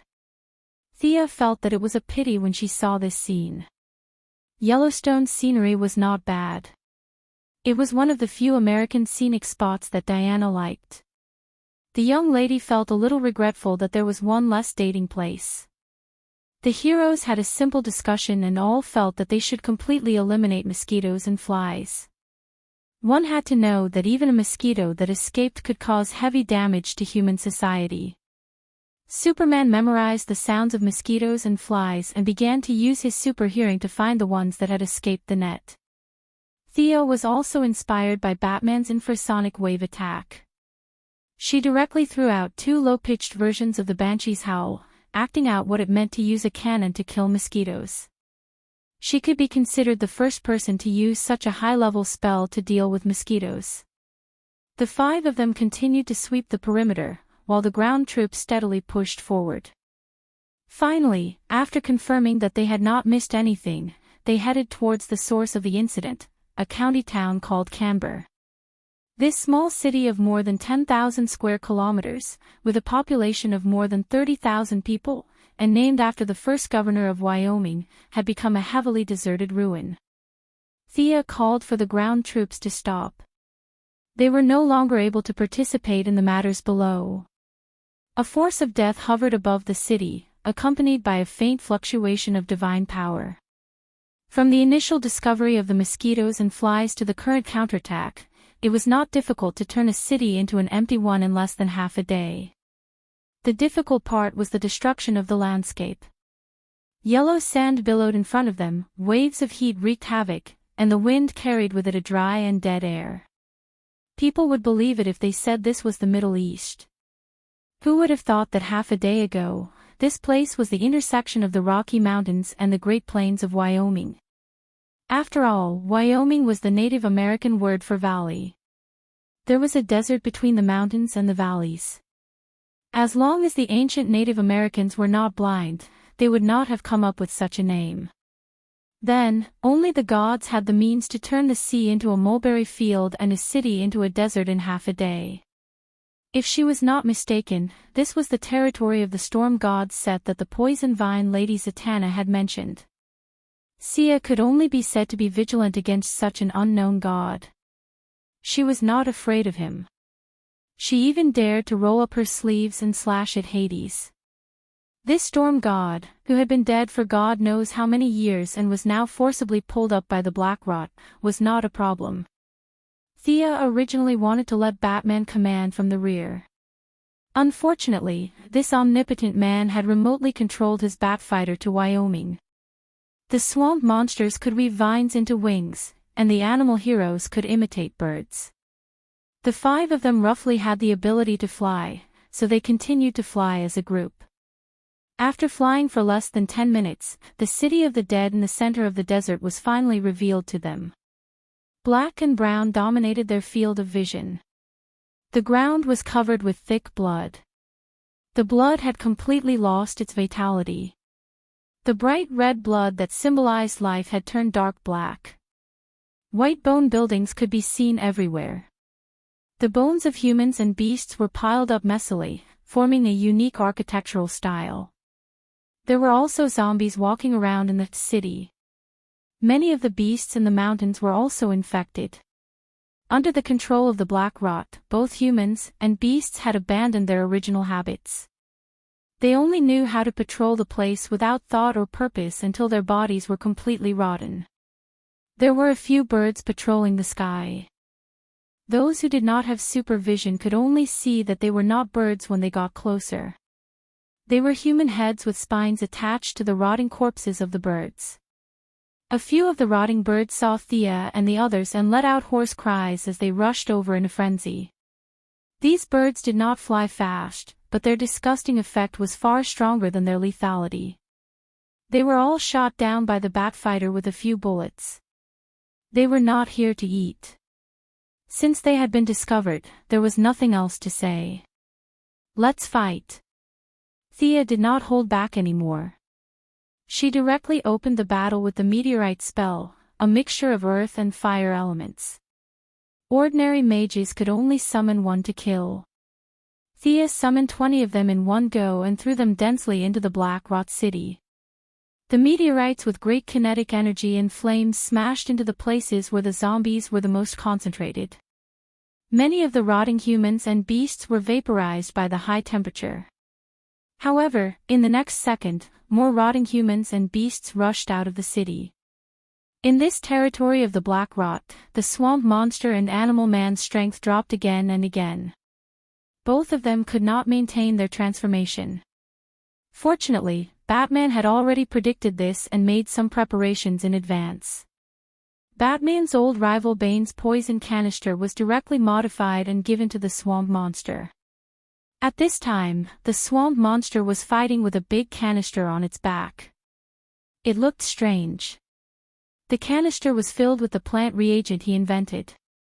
With a little purification, it could obtain the green of all things. If the tube was not removed, the swamp monster could still fight. On the other hand, Animal Man did not have such a cheat. However, he did not have as strict requirements for the environment as the swamp monster. He could still use 40 to 50% of his strength. Batman's fighter was not very effective in the face of the rotting humans and beasts who were not afraid of death. He chose to attack from the outside. The main offensive force was handed over to Thea and Superman. The heat rays that could not be turned were a little limited. Superman began to use his freezing breath to clear a large area. Chapter 562. Sia, on the other hand, cooperated with Superman's frost breath. She switched from meteorite spell to frost spell, frost rain spell, hailstorm spell, super large range ice cloud spell, ice storm spell, ice tornado spell, and so on. The two of them were very efficient. With a total area of more than 10,000 square kilometers, they directly applied a trace of holiness to the small city that was mainly brown and black. The frost made the temperature of the rotten and dead city drop by dozens of degrees in an instant. The various kinds of walking corpses that were already inconvenient to move, now without the support of the black decay in their bodies, it was even more inconvenient to walk. The guy hiding under the city finally couldn't hold back and wanted to stop the destruction. Seth, the god of storms, and now the self-proclaimed king of decay, was made up of rotten flesh and bones. There was no living tissue in his throat, and he could only use the broken organs of many rotting humans to communicate his voice. Who are you people? In front of the Supreme King of Decay, what you should do is offer up your bodies, and I will bestow you with endless power. Oh. You also brought the green of all things and the red of all things avatars. It seems that you are not prepared to surrender. All the rotting humans spoke at the same time. Their voices were as unpleasant as tearing cloth, but their words made Thea want to laugh. This guy had eyes but couldn't see that she was a god. He probably didn't even know the difference between old and new gods. Perhaps only such an idiot would be bewitched by the darkness of decay, give up the dignity of a god, and become a pawn. That's right, although this guy called himself the King of Decay, he was nothing in the darkness of decay, and was not much more advanced than those rotting humans. At least he was once a god, even if he was a native god. Now that he had become like this, even Thea felt sorry for him. What was even more ridiculous was that he wanted to recruit them, but after seeing the swamp monster and animal man, he immediately gave up on the idea. What a stupid and ridiculous guy. However, since he mentioned the swamp monster, Thea naturally had to give him a chance to show his face. She nodded slightly, indicating for the swamp monster and animal man to go up first. Who knows, maybe this guy would just blabber and reveal the mastermind behind the scenes. Do not overestimate the intelligence of these villains. Their favorite pastime was blindly competing. They were also afraid that the heroes would not understand their plans, so they would not fight until they had explained everything clearly. Seth, today is the day you die. The Tree Council has sentenced you to death. You cannot be pardoned, the swamp monster yelled righteously. The punishment of the Red of all beings is about to fall on your head, you monster. You will repent in hell for the death of all living creatures. Animal Hero also said, not to be outdone. Their declaration naturally drew the scorn of the villains. You're threatening me. Threatening a god. How many days has it been since you became the green of all things and the red of all things incarnations? How could you understand the principles contained in that power? I will tear off your flesh and blood. As the rotting humans spoke at the same time, a throne made of all kinds of bones slowly rose from the center of the city. A 5-meter-tall skeleton giant sat on it. Its body was covered in rotting flesh, both human and beast. Its head was not in the shape of a human, but more like some kind of insect. The 2 bloody holes in its eye sockets were looking at them with great interest. This is my kingdom, the territory of the Black of Decay. You're stupid enough to challenge me here. The skeleton giant Seth sneered with the help of the rotting humans. Speak, why did you start this war without caring about the balance of all things? Who ordered you to do this? The swamp monster asked according to the lines that Thea and Batman had prepared for him. I am the King of Decay. As long as I want to, I can conquer all of this. Listen, I will send you a message through the wind of death. I am the god of storm, the lord of decay. Whether it is the ice field or the desert, I rule the land of death across the world. No one dares to order me around. Do you understand, you green freak? The god of storm did not use the rotting humans to send his message this time. Instead, he used the power of the wind to send his voice faintly discernible. Sia sighed. This guy's Chinibu disease was hopeless. He was clearly a nobody, but he pretended to be a big shot. She stretched out 2 fingers and gestured the number 2.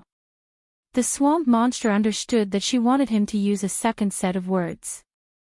You're so powerful. I can't feel my green of all things. Thea and the rest's second set of plans was to show weakness to the enemy so that he would speak more and reveal more details. However, Professor Holland's acting skills were not complimentary. Fortunately, he was now an amalgamation of plants, so there were no facial expressions to observe. Plus, the other party was also brainless. The swamp monster spoke as if he was reciting a script, which made him very satisfied. Ha! This is nothing. This is just a small part of my ability. But you are not bad. Your understanding of the green of all things is comparable to my subordinate Anton Archaean's understanding of the black of decay. Although it is far inferior to mine, you can be proud. The skeletal giant said proudly. As it spoke, it finally noticed something strange. These guys in front of it had a calm look on their faces. They didn't show any signs of fear, panic, or anything like that. In fact, it was because Thea and the rest were whispering. Batman had asked about Miss Abby's 8 generations of ancestors, and he immediately realized the value of this name. Anton Archaean is Abby's uncle. This guy is likely to be the mastermind behind the scenes. Thea did not have a deep impression of the process in the Kingdom of Decay. She only vaguely remembered that in the end, she had a fight with Miss Abby's father or uncle. Unsurprisingly, it was this Anton Archaean. Kneel down, you lowly reptiles. You can live until now because of your low status. You are not worthy of me killing you personally. Now, your arrogance has made you give up your only chance to live. I am angry. I will punish you. The god of storm was completely annoyed by their disregard. This brainless guy stirred up his divine power. A sandstorm with high temperature was formed in his hands, and it was getting bigger and bigger. I will punish you in an unprecedented way. I will bury you here, in this land of death. I will bury you deep, but I will not let you die immediately. This is what I want. The more the god of storm spoke, the more agitated he became. The tornado he controlled gradually spread to a height of dozens of meters. The heroes remained unworried. This was because the tornado looked scary, but its wind speed wasn't fast. They could dodge it if they wanted to. Batman and the other two could not use much of their combat power. Superman looked at Thea, which meant, do you want to do it, or should I? I will deal with it. Such an idiot is simply a disgrace to the gods. Thea took 2 steps forward. She looked at the guy who talked big, but his actual combat power was weak, and he did not have any self-awareness.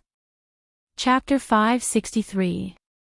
Thea had already gotten all the information she needed from the storm god, so there was no need to waste any more words.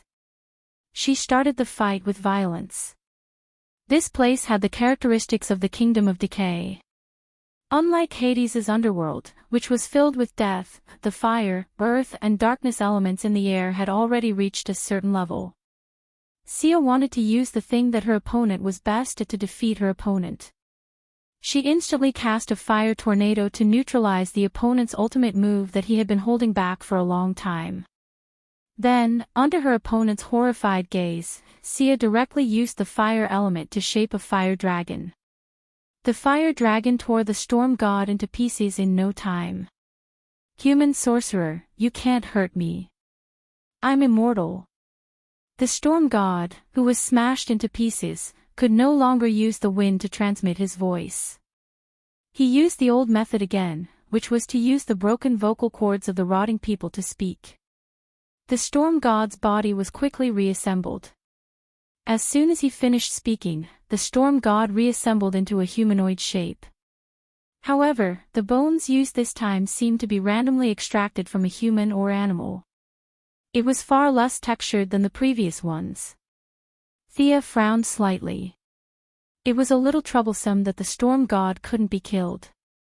It was not that the storm god couldn't be killed, but it was backed by the darkness of decay. Unless Thea erased the entire law, the storm god would be reborn again and again. Erasing the darkness of decay meant that the natural world was completely out of balance. She definitely couldn't do that. Human sorcerer. Is this the result of your eyeless brain's observation? You blind fellow, I'm the new god. Thea put away her playful attitude and finally became serious. Wasn't it just that the storm god couldn't be killed in a short period of time? How big of a deal was that? Countless anime and movies had given a good idea to the heroes who defeated the undying demon king. If they couldn't kill the storm god, they could find a way to seal him. Thea had prepared several sealing devices to deal with Doomsday. At that time, Diana had used a lot of them to beat him until he was left with only a single drop of HP. The sealing devices had not found a use for them, so they could be used today. Once again, she teamed up with the fire dragon and tore the storm god into pieces. It's useless. It's useless. No matter how hard you try, you can't kill me. You're just wasting energy. Ha! Before the verbal cannon expert could finish his words, he found that his half-recovered head had been placed in a cage. Then, the woman who claimed to be a new god activated a switch. A dazzling electric light flashed, and he completely lost consciousness. An enhanced version of the quantized cage. It tastes sour, doesn't it? What Thea took out was the black technology she had plundered from the Sky's Eye Society when she established the Extraterrestrial Management Committee. The original version was a prison built to deal with superhumans, and now, Thea had mixed in a lot of alien technology. She had specially done experiments. Not to mention a living person with flesh and blood, even a dead person like Boston Brand, whose cause no one could explain, could be trapped in a quantized cage, much less this unknown god. When it was torn apart, its consciousness would spread out again. The cage was ineffective, but when it gathered, it would definitely form an energy core. As long as Thea found the core and locked it in the cage, there would be no turning back. The heroes could only bury the Demon King deep underground, which was too unreliable in Thea's eyes. She directly opened a portal, and without looking at the situation on the other side, she directly threw the cage more than 10 light-years away. Want to resurrect? That's going to be difficult. As the Lord of Decay, the Lord of Storms, Seth, was beheaded by her, the heroes worked together to clean up the remaining remnants. The entire city finally regained its peace, but the bustling city was no longer as bustling as it used to be. The landscape was completely destroyed, the layout of the city was gone, the drinking water was polluted, and the bacteria in the air far exceeded the normal value. This place was no longer suitable for living in a short period of time. 2 minutes after Thea reported the situation here to the White House, she received a piece of news that made her dumbfounded. Because the president was too worried about state affairs, he slipped and his head had an intimate contact with his desk. Now, he was urgently sent to the hospital. The conclusion of the discussion among the assistants was that the superheroes should deal with it themselves if they had the ability. The White House was very busy, and there was really no one to help them. This old thing was playing the blame game. Thea made a round of phone calls and found that the vice president had gone abroad for a visit 2 hours ago. As for the Secretary of State, he did not come to work today. The governor of Wyoming was straightforward. He submitted his resignation to the state legislature an hour after the disaster appeared. In short, none of the politicians who could manage things dared to take on this responsibility. In fact, they could not be blamed. From the perspective of ordinary people, at least 100,000 people were killed this time. The entire Wyoming was in ruins. This was too big a responsibility. If it was a biohazard crisis, they could still find a company to be the scapegoat. Now that it was not a biohazard attack, all of them chose to hide without exception. Thea also had to help the local government deal with the aftermath. After the flood and hurricane, there was the problem of disaster relief. The Black Decay did not have this problem at all. Those who came into contact with it were all dead. Those who were alive were not in contact with it, so it was very easy to judge. Batman and the others retreated first to look for Anton Arcane. Thea, who was very recognizable and almost a household name, began to command the local people to help themselves. Injured. There were almost no injured people. All the victims were burned in high temperatures. No one had the aesthetic to appreciate the broken city of Campbell County. It was completely destroyed by the bombs dropped by the local troops. The police and the National Guard were all equipped with weapons to maintain social order and arrest all the people who took advantage of the situation to loot. These people completely ignored the principles of trade, which made the goddess of trade and wealth very unhappy. A few of the most ruthless robbers were directly charged with treason. All the supplies of daily necessities were provided by the Quinn Group. The citizens whose homes were destroyed could receive supplies to last for 3 days. Clearing the roads, supplying electricity and water, restoring mobile phone signals, and gradually releasing the network restrictions, Thea commanded the remaining local organizations until the evening, when the state legislature temporarily elected an acting governor to take over all the work. Only then did she fly back to the metropolis. After fighting for 2 minutes, the trivial matters had been tormenting her for several hours.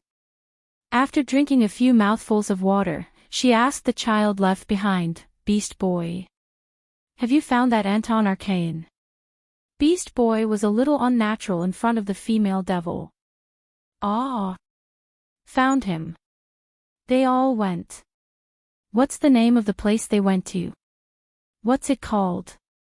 Seeing Thea raising her fist to punch him, the green-skinned boy was nervous. Yes, Batman left a note for you. Thea took the note and read it. Carpathian. That's really far. Beast Boy said obsequiously. Sister Abby said that it was her family's castle. Her evil uncle must be there. They all followed. Maxon was hidden by Batman, leaving me to look after the house. Big sister, can you take me to see it? Chapter 564. Thea thought for a moment as she watched Beast Boy pleading pitifully like a puppy. There was not much danger later, so it was not a big deal to kidnap this child from his home and bring him to take a look. Thea thought for a moment. You can come with me, but you can't run around. Beast Boy nodded his head like a chick chewing on rice. Thea glared at him and found that his eyes were flickering. She knew that he had ignored her orders. Thea, who could be considered a master in dealing with naughty children, naturally had a way to make him obedient. Strict education had little effect, and threats and promises were the way to go. She took out the latest mobile phone from her bag and waved at the naughty child. Look, this is a camera, and this is a video. You can listen to music and surf the internet. What do you think? Do you like it? Beast Boy's bright eyes betrayed his true thoughts. Thea continued, next, you just need to record the entire battle, and this phone is yours. Really? After Beast Boy got Thea's confirmation, he was overjoyed. He began to study the various functions of the phone over and over again. He had long forgotten about his previous intention of looking around to watch the show. The Carpathian Mountains were located in Ukraine, which was a little far from America. Thea searched for a long time before she saw the figures of a few people. She had to admit that they were quite strong. Even without Thea's participation, the few of them fought well. The only bad news was that there was a new force involved. There was a sky-blue teleportation wave, and Thea brought Beast Boy to the other side. They traveled thousands of miles in the blink of an eye. When she arrived, she saw that the two sides were in full swing. The location was at least 1,000 meters above sea level. The temperature was very low, but there was still a lingering stench in the air. Beast Boy faithfully carried out his mission. He took out his phone and aimed it at the battlefield to start recording. Theo looked at both sides of the battlefield. On one side, there were 4 superheroes. Zatanna, Poison Ivy, Miss Abby, and a soul avatar in a cast iron box were standing at the back. Fighting side by side with the superheroes was a group of villains, Death Shooter, Clown Girl, and Killer Croc. The leader was Thea's old acquaintance, the mature girl Lila Michaels, and more than 10 agents of the Heaven's Eye Society. On the other side, it was even more lively. The citizens were roaring something as far as the eye could see. All of them were holding sickles and wooden sticks, desperately trying to stop the group's advance. How could such a bunch of useless soldiers stop Superman? Thea thought it was impossible. She took a closer look and realized that these people were different from the people in Wyoming. They had not been completely infiltrated by the darkness of decay. They were still alive. This was also the reason why Superman and Batman had their hands tied. Superman was now blocking the bullets from the Sky's Eye Association, while Batman was hammering the Clown Woman and Death Shooter. For a moment, it seemed like a 3-way battle. By the way, what are you doing? Where's Anton Arcane? Can't you just knock these ordinary people out? Theo was a little puzzled. The main character was not here, so why were they competing with these small soldiers? Lila had a good relationship with her. Her husband, John Deagle, was working under Thea. Besides, the Sky's Eye Association's top management knew that Moira wanted to go further, and the probability of success was very high. She could ignore Batman, but she could not ignore Thea. Amanda's order is to clean up all the remaining people here. The existence of these people is too dangerous. They must all be eliminated, Lila said in a businesslike manner. They can still be saved. Before Batman could speak, Superman was the first to object. Thea was a little confused. This was actually a matter of philosophy. Amanda thought that some people could be sacrificed to save the rest of the human race, while Superman was the kind of person who would save anyone he saw. The two sides were too different on the issue of principle. At this time, a few heroes who could fly over the heads of ordinary people and kill the mastermind behind the scenes quickly. In fact, it was not difficult. The difficult part was that the superheroes did not trust the Sky's Eye Association. They were afraid that these ordinary people would be killed as soon as they left. Of course, Thea felt that Lila and the others were thinking this way. You can control the first time, but you can't control the 15th time. If we withdraw today and sneak back tomorrow to kill them, you can't do anything. With Superman and Batman's intelligence, there was no doubt that they would think of this point. This was the focus of the dispute between the two sides. Seeing that both sides were waiting for her to clarify her position, Thea did not speak directly. In fact, she was inclined to eliminate the root of the problem. Many of the residents who blocked the way had lived here for a lifetime. It would be impossible to say that they were so slow that they did not know Anton Arcane's plan. They were not innocent. However, the position of the superheroes could not be lost. Thea could only think of a compromise. She directly caught a resident and began a thorough examination. The resident's brain, heart, and lungs were all fine. The only difference from ordinary people was that their nervous system had been transformed by the black decay. Their bodies were covered with black lines, which looked very scary at first glance. A light flashed between her fingers, and a healing spell was cast on the resident. The resident was like being thrown into a steamer. A large amount of fog came out of his body, mixed with a nauseating stench. However, when the fog dissipated, the black lines in the resident's body were still the same. The color was slightly lighter, but they were not eliminated. How is it? The Sky's Eye Association stopped, and the superheroes naturally withdrew. Superman asked with some uncertainty. Little Thea also has an illness that can't be cured. How pitiful. This clown girl who did not treat herself as an outsider was in the late stages of mental illness. This guy squeezed into the middle of the crowd and saw Thea frowning. He was indescribably happy. The young mistress naturally would not bicker with a lunatic. She rolled her beautiful eyes before answering Superman's question. If I forcefully treat him, his nervous system will be destroyed. These people's bodies are very strange. Although they are said to be alive, their bodies have already begun to decay. Although they are said to be dead, their hearts and brains are still working. Their thoughts are a little chaotic, but their self-awareness is still there. Everyone, I have an idea that the green of all things can take away the power of the swamp monsters. Their decay comes from the black decay. Then, the black decay can also take away these things. When the time comes, there is a high chance that they will return to normal. She then looked at Laura. I will explain to Commander Amanda. Let's focus on eliminating the evil first. After this source is dealt with, I believe that we will find a solution to the remaining problems. She spoke very sincerely. Laura was not as violent as Amanda, who would destroy cities with missiles at the drop of a hat.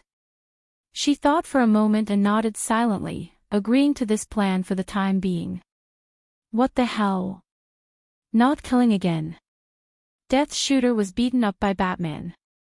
His face was not looking too good, but the Suicide Squad had bombs hidden in their necks, so he did not dare to disobey orders. He could only curse a few times in annoyance. Chapter 565. Once everyone came to a consensus, the rest of the matter was easy to handle. After all, they were just a bunch of ordinary people. The several hundred residents blocking the road were quickly knocked down one by one. poison vine lady took out many vines and tied them all up. Only then did the large group charge into the depths of the castle. Thea didn't do anything. As a new god, she wouldn't do anything to ordinary people. This was the pride of the gods. Her role was more to coordinate the relationship between the two sides. On the way, she began to ask Batman about the information he had found out.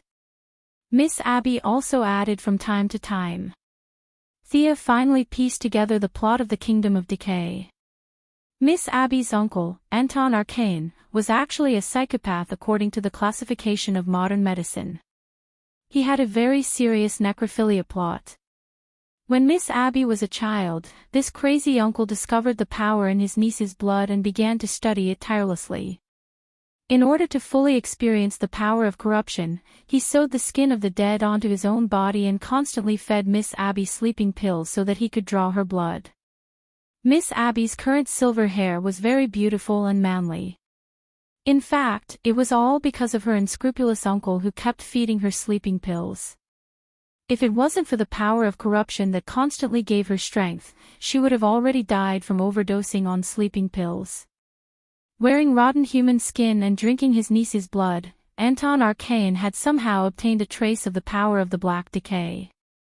Like Poison Ivy, who was an unregistered member of the Green of All Things, and Beast Boy, who was an unregistered member of the Red of All Things, he also used all kinds of incredible methods to turn himself into an unregistered member of the Black of Decay. Hearing this, Sia only felt that these guys in the natural world were too careless.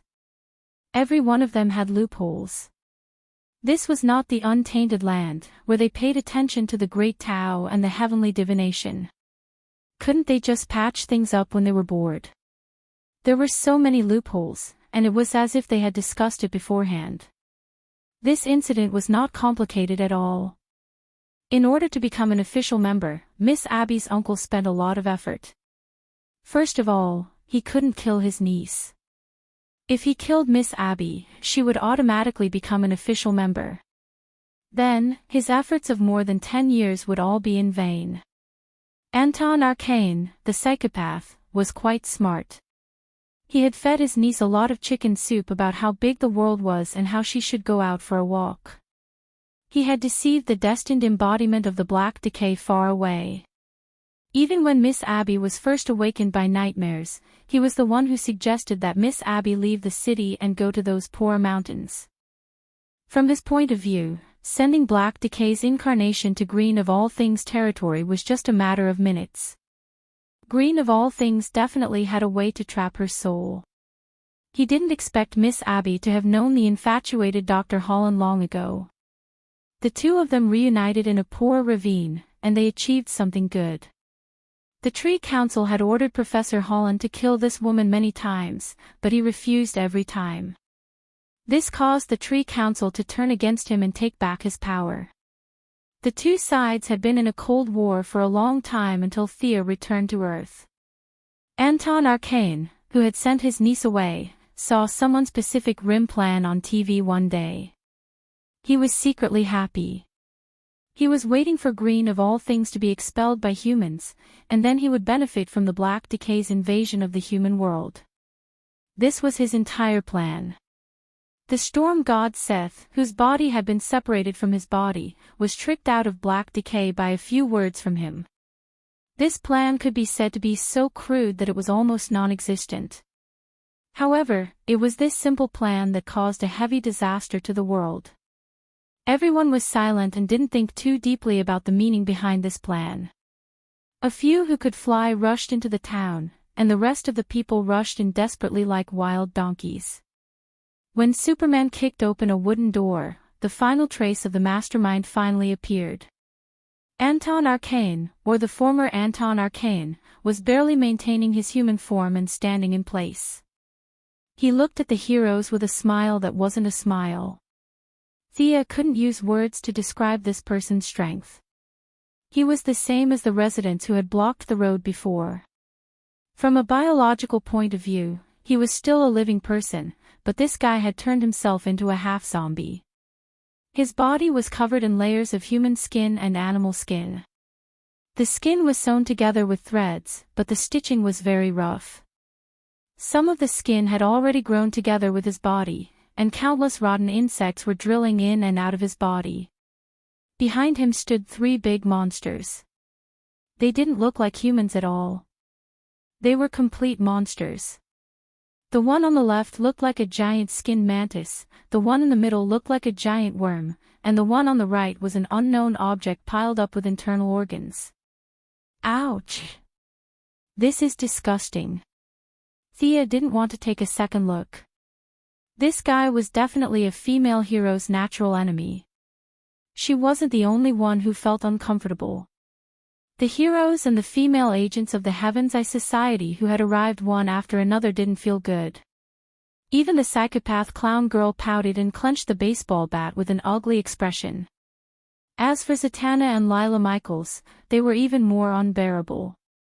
Under the lead of Goddess Thea, all the women covered their noses and retreated to the second line.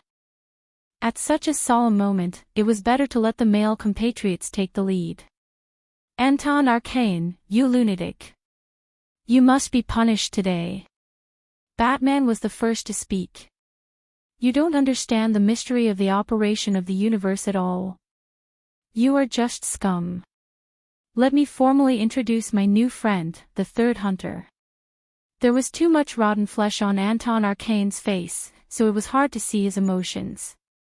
But from the analysis of his tone, he must be very proud at this time.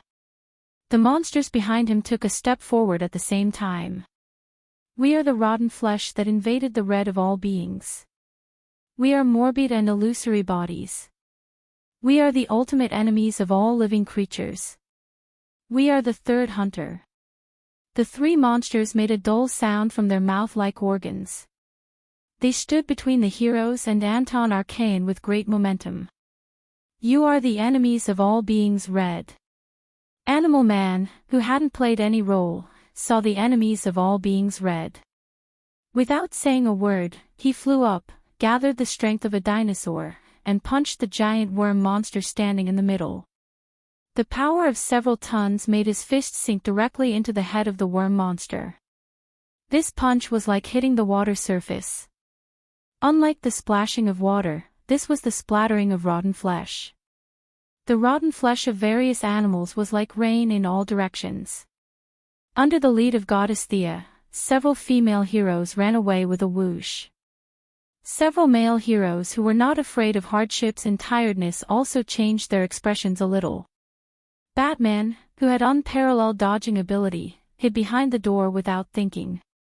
Superman melted all the rotten flesh flying toward him with heat rays. The Archer of Death also found a place to hide. The only one who didn't hide was Killer Crocodile. Chapter 566. Flesh and blood flew all over the sky.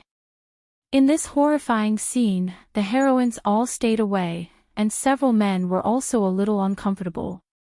In order to go back and climb into Catwoman's bed smoothly, they all chose to attack from a distance.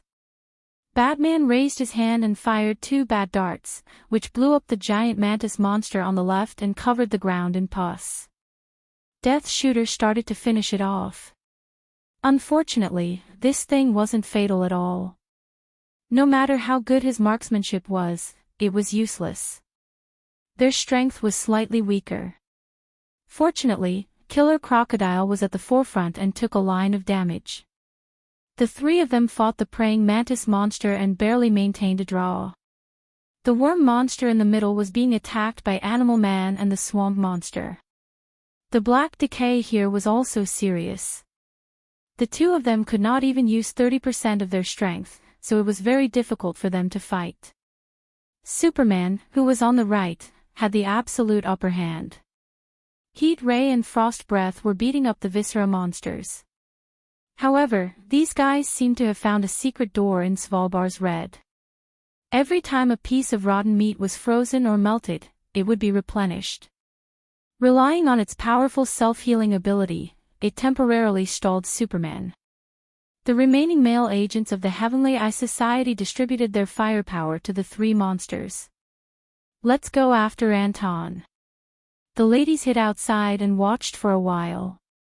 They found that Anton Arcane was blocking the heroes with the help of the three big monsters, and he himself was running to the back. Xia felt that she was partly responsible for this ecological imbalance. How could she watch the culprit escape? She told Lara and directly used a teleportation spell to bypass the three monsters blocking the way. Then, she led the female heroes, the female villains, and the female agents to chase after them. They did not need to use supervision to follow the stench.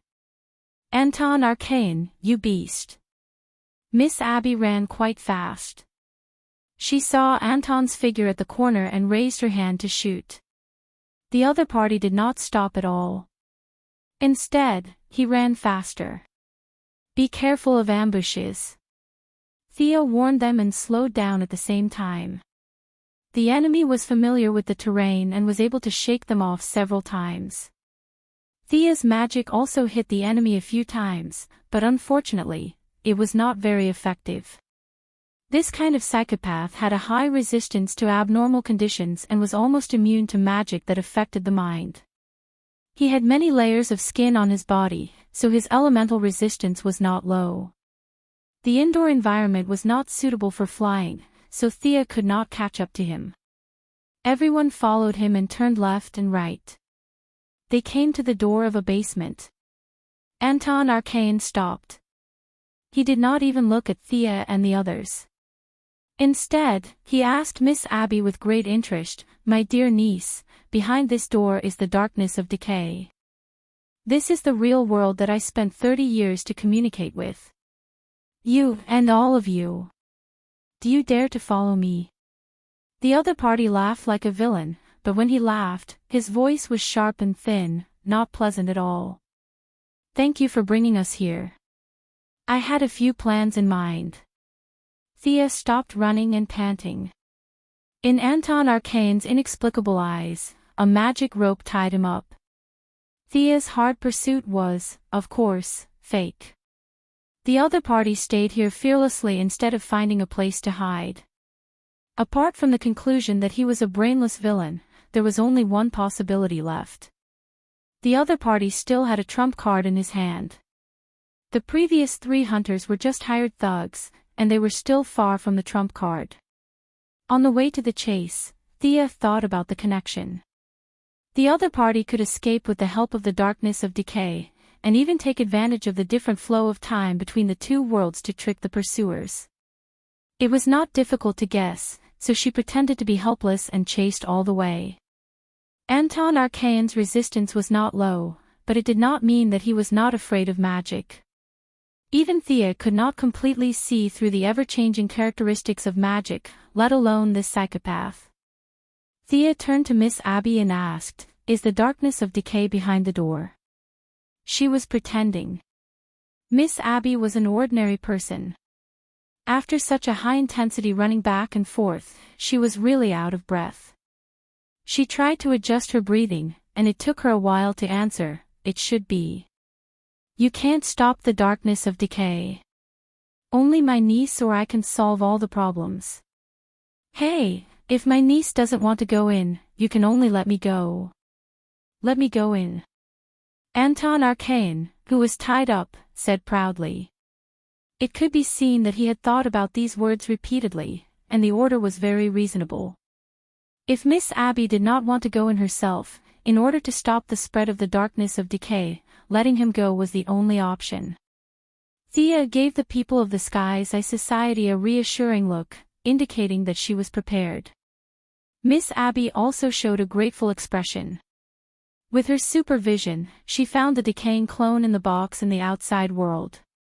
Thea silently used the land replacement spell. With a flash of blue light, she directly teleported the box. When they opened the box and revealed the decaying clone inside, the people of the Skies Eye Society only felt inexplicably strange. Anton Arcane's face was full of surprise. Thea didn't care about him. She muttered to herself over there, repeatedly saying things like, "Impossible," and "How could it be possible?" A fireball blasted the door. What appeared in front of them was not a basement, but a deep and dark void. Miss Abby began to communicate with the clone. The clone walked in shakily and finally disappeared into the void. Theo looked at Miss Abby a little nervously. She was still very confident about her plan, but it was better to be safe than sorry. If the darkness of decay did not recognize this fake, she could not go in herself. Fortunately, after 10 nervous minutes, Miss Abby finally woke up from her daze. I am free. It inherited the darkness of decay. I am finally free from my fate, Miss Abby said incoherently. Immediately stop the spread of the darkness of decay and withdraw the power of the residents outside, Thea immediately ordered. Wasn't this the reason why they went through so much trouble? Fortunately, nothing went wrong. Miss Abby connected again. Her clones seemed to have given some orders on the other side. The few people present didn't feel anything. Unlicensed Poison Ivy and Anton Arcane felt it the most. She, who didn't have any plants to control, summoned the plants again. Anton Arcane, who looked like a strong man before, shrank visibly. His strong body began to shrink rapidly. Large lumps of rotten flesh flowed out of his body like butter. Anton Arcane quickly shrank from a 2-meter-tall man to a skinny and lifeless old man. What should we do with this guy? Laura asked. If they dragged him to the International Court of Justice and told everyone that the current disaster on Earth was caused by him alone, and that there was no organization or gang behind the scenes, they would have to believe it. And it looked like he could die at any time. Chapter 567. He won't live for long. Thea saw that the old man was on his last breath, and she couldn't think of a good way to deal with him. Let me in, let me in. His body shrank, and the binding effect of the magic rope also disappeared. After all, it wasn't a fairy rope, and it didn't have the ability to shrink with the human body. The old man was freed and began to tremble as he tried to climb into the door. Clown Girl was very happy and wanted to hit him with a bat, but Laura hurriedly stopped her with a look. This person was very difficult to deal with. What crime should she use to punish him? Destroy the environment. The current law couldn't punish him at all. Shooting or imprisoning him was actually not appropriate. Thea thought deeper. This guy was too deeply infected by the black decay. Now that Miss Abby had taken back her power, Anton Arcane's human soul had been completely contaminated. The current situation was that as soon as he died, he would immediately report inside. Killing him would be fulfilling his wish. Although the black decay had changed hands, the clone inside didn't have a brain at all. It was hard to say whether Anton Arcane would fight back or not. This made her unable to make a decision for a long time. She couldn't make a decision, but she couldn't follow his wishes and let the old man slip in. Thea summoned a magic rope and tied the old man to a tree. She was afraid that he would suddenly die, so she gave him 2 injections of nutrient solution. She was going to wait for them to finish studying before deciding on the final treatment plan. As the black decay shrank, the third hunter, who relied on his own meat to deal with the heroes, was quickly beaten into a pile of mud. The heroes also rushed in. How to deal with the old man was also difficult for Superman and Batman. In the end, under Thea's suggestion, they threw Anton Arcane into the tree parliament and let the green of all things deal with him. The matter was finally settled, and everyone went back home. Thea also sent Beast Boy back to San Francisco, but this guy relied on Thea's familiarity and wanted to transfer to California, saying that he wanted a change of environment. Are you interested in Animal Hero's daughter? Thea guessed the boy's intentions with a little guess. Big sister is so wise. Little Beast laughed awkwardly. This was not a big deal. Thea thought about it and picked up the phone to help him with the admission procedures. As for what he could do in the future, it was up to him. After that, she hurried to Louisiana, where the swamp monster and Miss Abby were preparing to live in seclusion. Professor Holland, are you sure you want to do this? Thea asked. The swamp monster was inspired by Miss Abby's soul division. If she could do it, so could it. A man and a woman were better than a monster and a woman together. To be honest, he was a little tired of being a swamp monster. If he could be free without affecting the overall situation, it would be a happy ending for everyone. I'm very sure. Thea had always felt that she owed him a favor. She wanted him to stay away from trouble and live with the person he loved.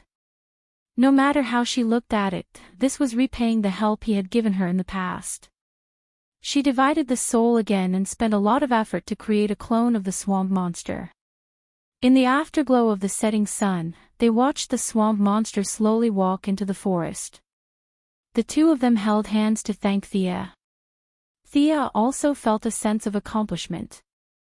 She changed the destined Lao Yen flying together to fly together. She felt a hint of karma from it. If the swamp monster hadn't helped her activate her bloodline, Thea wouldn't have helped him divide the soul today. It was hard to say who helped who. Others had a happy life, but Miss Abby's life still had to go on. The Black Decay had hit the global economy hard. Nowadays, a gunshot on Wall Street could set the world economy back by a month, not to mention this kind of destructive disaster comparable to a natural disaster. The economic problem was actually a small problem. The Earth's resources were used less and less. If they continued to overexploit, the scale of the next disaster would be even bigger. After considering several aspects, it was urgent to start the early stage of interstellar travel and interstellar resource collection. Thea called the secretary and began to read the various materials collected by Luthor. Although Lex Luthor was in prison, many of his experimental notes were left behind. This human, who was called a level 9 intelligence by Brainiac, was indeed extraordinary. He didn't have a spaceship and couldn't survive in space, but by relying on satellite exploration, digital modeling, and environmental analysis, he had roughly calculated the resource allocation of the entire solar system and made a detailed plan. Thea, who had acquired all of Luthor's high-end enterprises and secretaries, could naturally make some arrangements on this basis. After studying various materials for 2 days, Thea had confirmed the next step, which was to develop Mars. This star was twice the diameter of the Moon and half the size of the Earth. Its surface was covered with sand dunes and there was no stable liquid water. It could be said to be a desertified planet. However, humans didn't just name this place Mars. Countless hematite ores rose and fell one after another among the sand dunes. All kinds of rare metals were important materials needed for the Pacific Rim project. This place could be built as a resource collection point and an outpost for human space travel. What were resources? In modern society, even a 3-year-old child knew that resources were money. It wasn't difficult to persuade countries to participate if there were benefits. The difficult part was the early exploration. Was there life on Mars? This scientific argument had been debated for 20 years. Thea didn't dare to tell them that not only were there people on Mars, but they were also very fierce. The fiercest one of them could wrestle with Superman. Speaking of which, Earthlings were really blessed. A group of Martians with the ability to write 400 words lived 50 million kilometers away from Earth. These Martians, who had terrifying abilities without basking in the sun, had all died inexplicably. Only one of them had come to Earth, and this one of them was the most loving and kindest one. If they didn't die, Thea felt that the Earth would have returned to a slave society 800 years ago.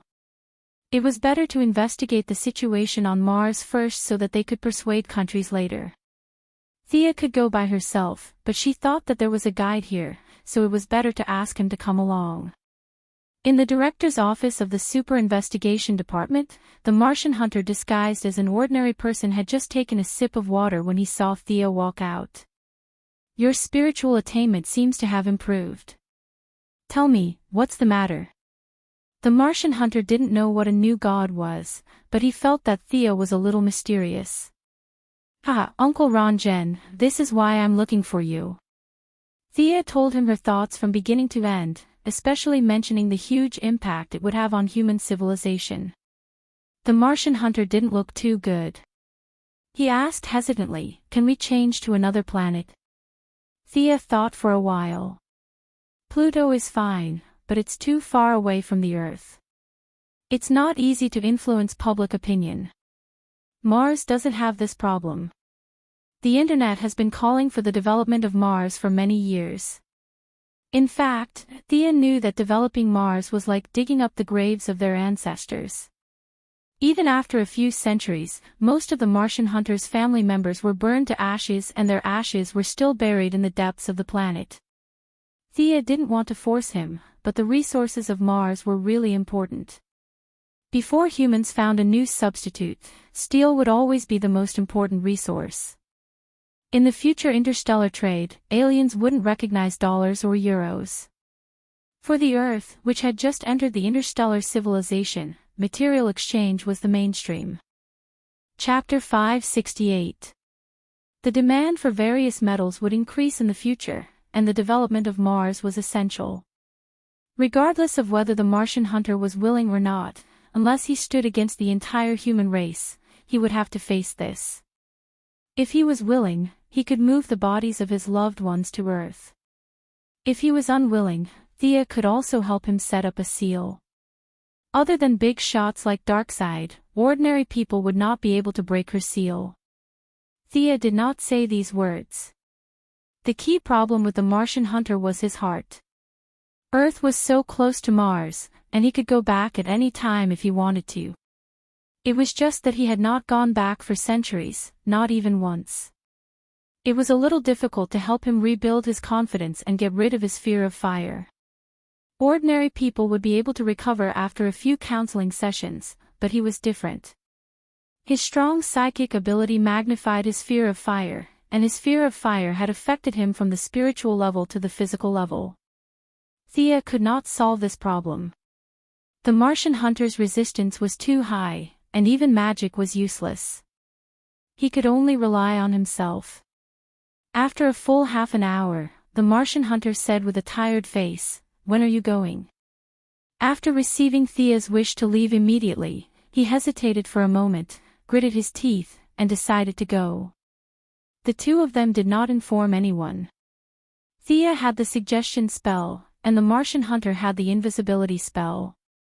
The two of them did not alert anyone and flew directly out of the atmosphere. To them, the distance of 55 million kilometers was not much longer than the time it took for them to travel from New York to Philadelphia. Looking at the familiar yet strange planet, the Martian hunter was indescribably sad. He had removed his disguise during the flight. Apart from the last time she saw him in his spiritualized form when he wiped out Hercules' crazy thoughts, this was the first time Sia had seen the Martian hunter in his true form on the material plane. The Martian hunter was 2 meters tall, with dark green skin and a purple coat and cape. Instead of flying, he landed on the ground. In this desert environment, Thea's Gucci dress that she wore when she came out of the office was a little eye-catching. As she had shares in several major luxury companies in the world, they would give her a batch of clothes, shoes, and bags every month. Now that the Martian hunter was so depressed and dressed so formally, Thea had to correct her attitude. With a thought, she changed into the clothes of the new creator planet. She named it the divine robe of God's punishment. Unlike the god's armor made by Zeus, Thea chose this robe mainly because of the hood on the robe. Wearing the hood could not only block the wind and sand, but also because it covered most of her face, making her look very mysterious. It was very suitable for this kind of solemn environment. The two of them walked on the ground with heavy footsteps. The Martian hunter was reminiscing about the past. Sometimes, he would talk to himself and introduce the past. There used to be a city there, and the people there were very kind. The northwest direction was once attacked by a space monster. At that time, 20 of us killed it. Its corpse is still buried underground. This is my home. My father, mother, wife, and daughter all live here. Thea followed him all the way with her hands behind her back. The Martian hunter would talk about the past from time to time. In Thea's eyes, this was just a desert. God knows how he determined the specific location. When the two of them stopped in front of a stone pit, the tall Martian hunter burst into tears and knelt on the ground, sobbing. This used to be his home. It used to be the strongest harbor in his heart. Unfortunately, it was all gone now.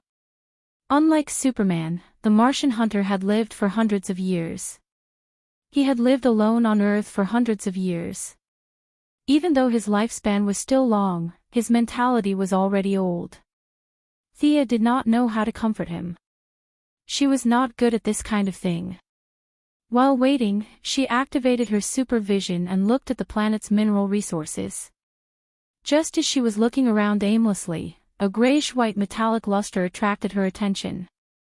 When she was about to take a closer look, the metallic body emitted a special wave that blocked her probing. It would be strange if there was no abnormality. Thea pulled the Martian hunter who was still crying silently. Uncle Ronjen, there is an abnormal object 19,000 meters to the south. It doesn't look like a natural creation. The Martian hunter, who was full of question marks, saw her serious look and stopped being pessimistic. Unlike the people on Earth who had 5 senses, the Martians had 9 senses. His searching ability was not inferior to Superman's. Following the direction Sia was pointing at, he took a closer look. His expression changed drastically, and he flew over instantly. Thea could only follow closely. Just as she was about to ask what it was, she saw the Martian hunter use a large area of psychic impact. This person used his psychic ability to clean up the piles of debris outside the grayish-white object. At this time, Thea could also see that the grayish-white object was a spaceship. Judging from its size, it was a small single-person spaceship. It was just that it had been buried in the rocks before. Coupled with the passage of time and the dust of this planet, it looked gray and inconspicuous. Thea saw the Martian hunter's expression as if he had seen a ghost and already had some guesses. The result was not surprising. This is a Martian spaceship. Judging from the traces at the scene, the spaceship has been here for less than 20 years. How is this possible? I should be the last Martian. The Martian hunter's expression was very interesting. Fear, surprise, disbelief, and a trace of hope. All kinds of emotions were mixed together.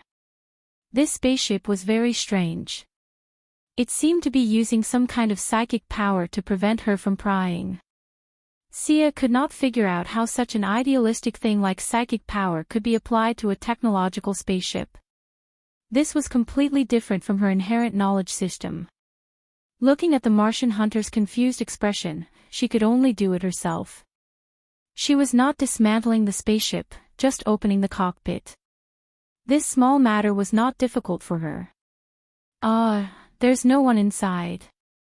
Looking at the size of this cabin, it doesn't look like it's for a tall person like you. Is this a spaceship for you young people? The display is still charged. Come and see if there are any messages left. Thea did not speak Martian, but the light ring had a translation function. However, the ready-made Martian was right in front of her, and she was too lazy to take it out. The Martian hunter took 2 deep breaths and began to read the words on the display. As he read, he muttered to himself, "This spaceship returned to Mars 20 years ago." The spaceship's recorder shows that the other party is investigating the real cause of the Martian's extinction. The owner of this spaceship is Megan Moss. Looking at the Martian hunter's face alternating between white and green, Thea suspected that he would suddenly transform into a white Martian. She asked curiously, "This Megan is?" "She should be my niece, but the Moss family is very large. She has more than 300 brothers and sisters of the same generation, including her cousins. I'm a little dizzy, and I'm not very sure if this is the family that I remember." Chapter 569. The Martian hunter said a number in an uncertain tone. Thea's eyes widened. Their way of reproduction was indeed very different from that of humans. There were more than 300 siblings of the same generation. As an elder, it was indeed a very confusing thing. Did your niece say where she went? Xia had already come into contact with several members of the young Titans. Whether it was Damien Raven or Beast Boy whom she had met a few days ago, they had all given her a good impression. The niece of the Martian hunter would be the young superhero codenamed Martian Maiden. The Martian hunter was more concerned than she was. He carefully browsed through it twice and shook his head. She only mentioned that she went to the east to search, but there was no follow-up information. This is too strange. She's still young, and her ability is not enough to fly in the universe. The two's mission changed from exploring the planet's mineral resources to searching for people. Thea followed the Martian hunter and searched for 5 minutes, but they did not see anyone. This planet was too desolate, and the climate was too harsh. On Earth, there was a saying that the sun rose in the east and the rain in the west. On Mars, this planet was only 1/6 the size of Earth. The two of them circled the planet 3 times, and the whole planet was covered in sand and wind. Too much time had passed. The Martian hunter searched for a long time with his 9 senses, but there was no trace of her. He could only turn around and look at Thea. After knowing her for so many years, this strange earthling always had some methods that he did not understand. "Send me your niece's image." The Martian hunter did not know what to do. He lowered his head and pondered for a long time before sending a photo to Thea through the telepathic channel. He said a little embarrassedly, "It's been too long. I don't have a deep impression of her." Thea closed her eyes and carefully looked at the photo. She almost laughed out loud. The Martian hunter did not remember what his niece looked like. It was really difficult to find this niece among the hundreds of juniors after a few centuries. He did not know what Thea's intention was, but he sent 5 photos in one go. With a name and a rough picture, it was easy to find. Thea took out Croydon's compass. This thing was simply a tool for searching for people and things. However, this was the first time she used it to find aliens. Thea was not very sure if it would work. Facts had proven the greatness of magic. This compass ignored the difference between Earth and other planets. It was indeed useful. After Thea inputted the target, the needle began to move slowly and powerfully. Sometimes it would fly past 5 degrees, and sometimes it would go back 1 or 2 degrees. Finally, the needle pointed firmly to the north. "Your family is still on this planet," Thea reassured the Martian hunter. Then, the two of them started to search according to the coordinates. After flying for more than 30,000 miles, they arrived at a very ordinary wasteland. The needle conveyed a signal to Thea. They had arrived. This was the place. "What's in here?" Thea looked left and right but couldn't find any clues. The area under her feet was very ordinary. There were no craters or hematite. She really couldn't see anything unusual here. But magic power couldn't be faked, and the compass couldn't be wrong. There must be some mystery here that hadn't been discovered. "Where was this place before?" Thea asked. "What kind of place is this?" The Martian hunter looked at the wasteland and was also confused. He had been in those areas before, so he was still quite familiar with them. This place was already very remote. Fortunately, he loved his home very much. He directly activated his powerful psychic ability and dug out the image of that day from his memory. Then, like a computer modeling, he rearranged his memory on the surface of the planet and determined the location of the two of them. When the final information was confirmed, he couldn't help but let out a "huh." Before Thea could ask, he explained, "If I'm not wrong, this is. According to the language of Earth, this is the aristocratic area. The Megan family is aristocratic, and I'm a commoner. Aristocrats are born with powerful psychic abilities and are the strongest in the entire race." Thea's expression was a little playful. Are you kidding me? If your aristocrats were stronger than you Martians would have unified the universe long ago. If it weren't for the fatal flaw of being afraid of fire, Thea, this new god, wouldn't dare to say that she could defeat the Martian hunter. It was because his racial talents were too strong. He was immune to physical and magical attacks, psychic control, infinite strength, and unparalleled regenerative abilities. Even if his head was cut off, another one would automatically grow out. He could fly and survive in the universe. There wasn't a need for too many people like this. 7 or 8 of them could defeat the Green Lantern Corps and the Little Blue Men. The Martian hunter had been holed up on Earth all this time. He didn't know how strong he was. Before she could instill the correct worldview in the old Martian hunter, Thea sized up the area again. Her psychic feelers began to dig deeper. When her psychic power reached 10,000 meters underground, it was bounced back by a powerful barrier. Thea was shocked this time. She felt something. Although it was a little vague, the rhythm couldn't be wrong. It seemed to be divine power that bounced back her psychic power. She seemed to have discovered something very strange. Did Martians have a god? When Thea told the Martian hunter about her discovery, he was a little uncertain. You mean to say that there has always been a god on our planet? It's not a figment of the imagination in those artistic works, but a real god with flesh and blood. I'm not sure what kind of life form it is, but there is no doubt that there is divine power below. Do you think it's surprising that there is a god? Hercules, who you've seen, is a god on Earth. Diana is also a god, and so am I. Thea felt that her acting was very good. She spoke calmly as if she was talking about something irrelevant. Especially when coupled with her dazzling golden robe, which Thea named God's Punishment, and her hood, which was more than half covered, she stood in the air with her hands behind her back. Whether it was her appearance or her rhythm, it was a strong visual impact. The mysterious aura contained in the silence was really suitable for the title of God. The Martian hunter felt that her words were a little strange, but he didn't think too much about the gods. We civilians can't come into contact with the gods. I always thought it was a kind of spiritual sustenance. I never knew that there was a god on Mars who had been watching us. Let's go down first. Your niece is probably down there. Such a big hidden danger had to be eliminated first.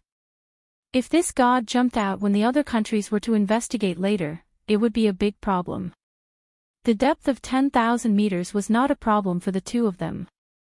The Martian hunter could enter the formless state, which was an ability that couldn't be explained by modern physics. Thea could even switch between reality and illusion. The two of them dived quickly. When they reached a layer of colorless and transparent barrier, they stopped in their tracks. Thea felt the divine power slightly. The other party was not a new god. There was no doubt about that. Judging from the waves of divine power, it should be stronger than Apollo and Hera. The Martians had a civilization of tens of thousands of years. Now that there were only 2 of them left, the probability of them believing in a god was very low. Chapter 570. If the probability of a god of belief was low, then the probability of the other party being a primordial god or a nature god was very high. These gods were all born from the world. For example, Zeus was a nature god. From a human's point of view, he was a playboy and was simply a scumbag. However, from his point of view, he was a part of nature. It was his nature to pursue beautiful things. How could he be forced to use human standards to ask of him? Nature gods were generally stronger than belief gods. Although Zeus was an old god, he could go against the Heavenly Father. This was very telling. Now, facing this unknown Martian god, she was a little worried. Thea's understanding of DC was only at the level of an ordinary person. She was definitely not very familiar with it. It was like she knew about Animal Man but did not know his name. This inexplicable Martian god in front of her made her a little flinch. She really did not know the details of this god.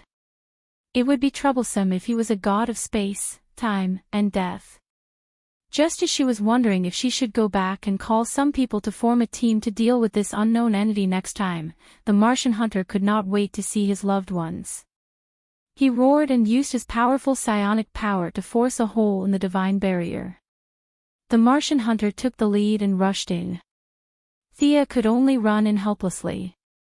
At the same time, she was thinking in her heart. If she could win, then she would fight. If she could not, then she would use the sonic boom to return to the new creation star. She was someone with a backer. Her heavenly father would not sit by and do nothing. Moreover, in this day and age, other than Batman, no one, God, could fight their way into the fourth world alone. If the other party was fierce and even the heavenly father was no match for him, then Thea could only accept her fate. However, the probability of this happening was very small. It was almost non-existent. This was the most pessimistic outcome. At this time, Thea was still very confident in herself. One or a few unknown Martian gods were still within her range of tolerance. Oh my God! I never knew there was such an area underground. The Martian hunter who rushed in first quickly stopped in his tracks. He seemed to be in disbelief. The buildings here were grotesque and variegated, and the style was like a ring. In the depths of this 10,000 meters underground, there was a miniature city, but now it was very dilapidated. Sia half-squatted and reached out her hand to brush between the stone pillars of an inverted tower. The material here was completely different from that on Earth, as if it was built by psychic power. The surrounding stone walls were engraved with words. Thea took out a light ring, switched to the language translation function, and read carefully. Malakadila, this was what the Martians called their planet. It meant the star of hope and the harbor of the soul. This miniature city was the aristocrat mentioned by the Martian hunter. It was built in secret to worship a god called Ramir. The description on the wall was very vague. It only vaguely mentioned the word, art, a few times. Could it be that the other party was a god of art? Thea felt that this was good news and immediately put her heart back into her stomach. The god of art, just from this name, she knew that it was not that powerful. Thea hadn't forgotten about the mission of finding the missing person. She took out the compass to confirm the location again. The two of them walked and stopped in the miniature city and finally arrived in front of a palace. A small figure was lying flat on the table made of mental power. Megan, Megan. Wake up, I'm your Uncle Ranjen. The Martian hunter was now so excited to see a member of her clan that she couldn't sleep for 3 days, let alone a relative. Although the scale of their family was a little big, Thea felt that the other party probably didn't remember that she had a civilian background. Uncle Ranjen, she seems to have entered a deep sleep. Do you need me to wake her up? Thea looked at the green-skinned little girl. She looked very young and had no injuries on her body. However, the other party had suppressed her mental power to an extremely deep level in her spiritual world. Some preliminary preparations needed to be done to wake her up. No, she used a high-level Martian mental skill. I have a better way to wake her up. Before the Martian hunter could finish her words, she was interrupted by a strange voice. It was strange because the voice didn't seem to be coming from a vocal organ. It was a bit like the sizzling sound of fire burning wood. The voice was coherent rhythmically, as if it was talking. The other party was using the Martian language, and the two of them could understand it. This collection can't be touched casually, huh? There's actually a living Martian. I just wanted to collect a Martian. Why did another one jump out? How troublesome. What accompanied the voice was scorching heat. The temperature in the air rose rapidly. Thea and the Martian hunter were sweating.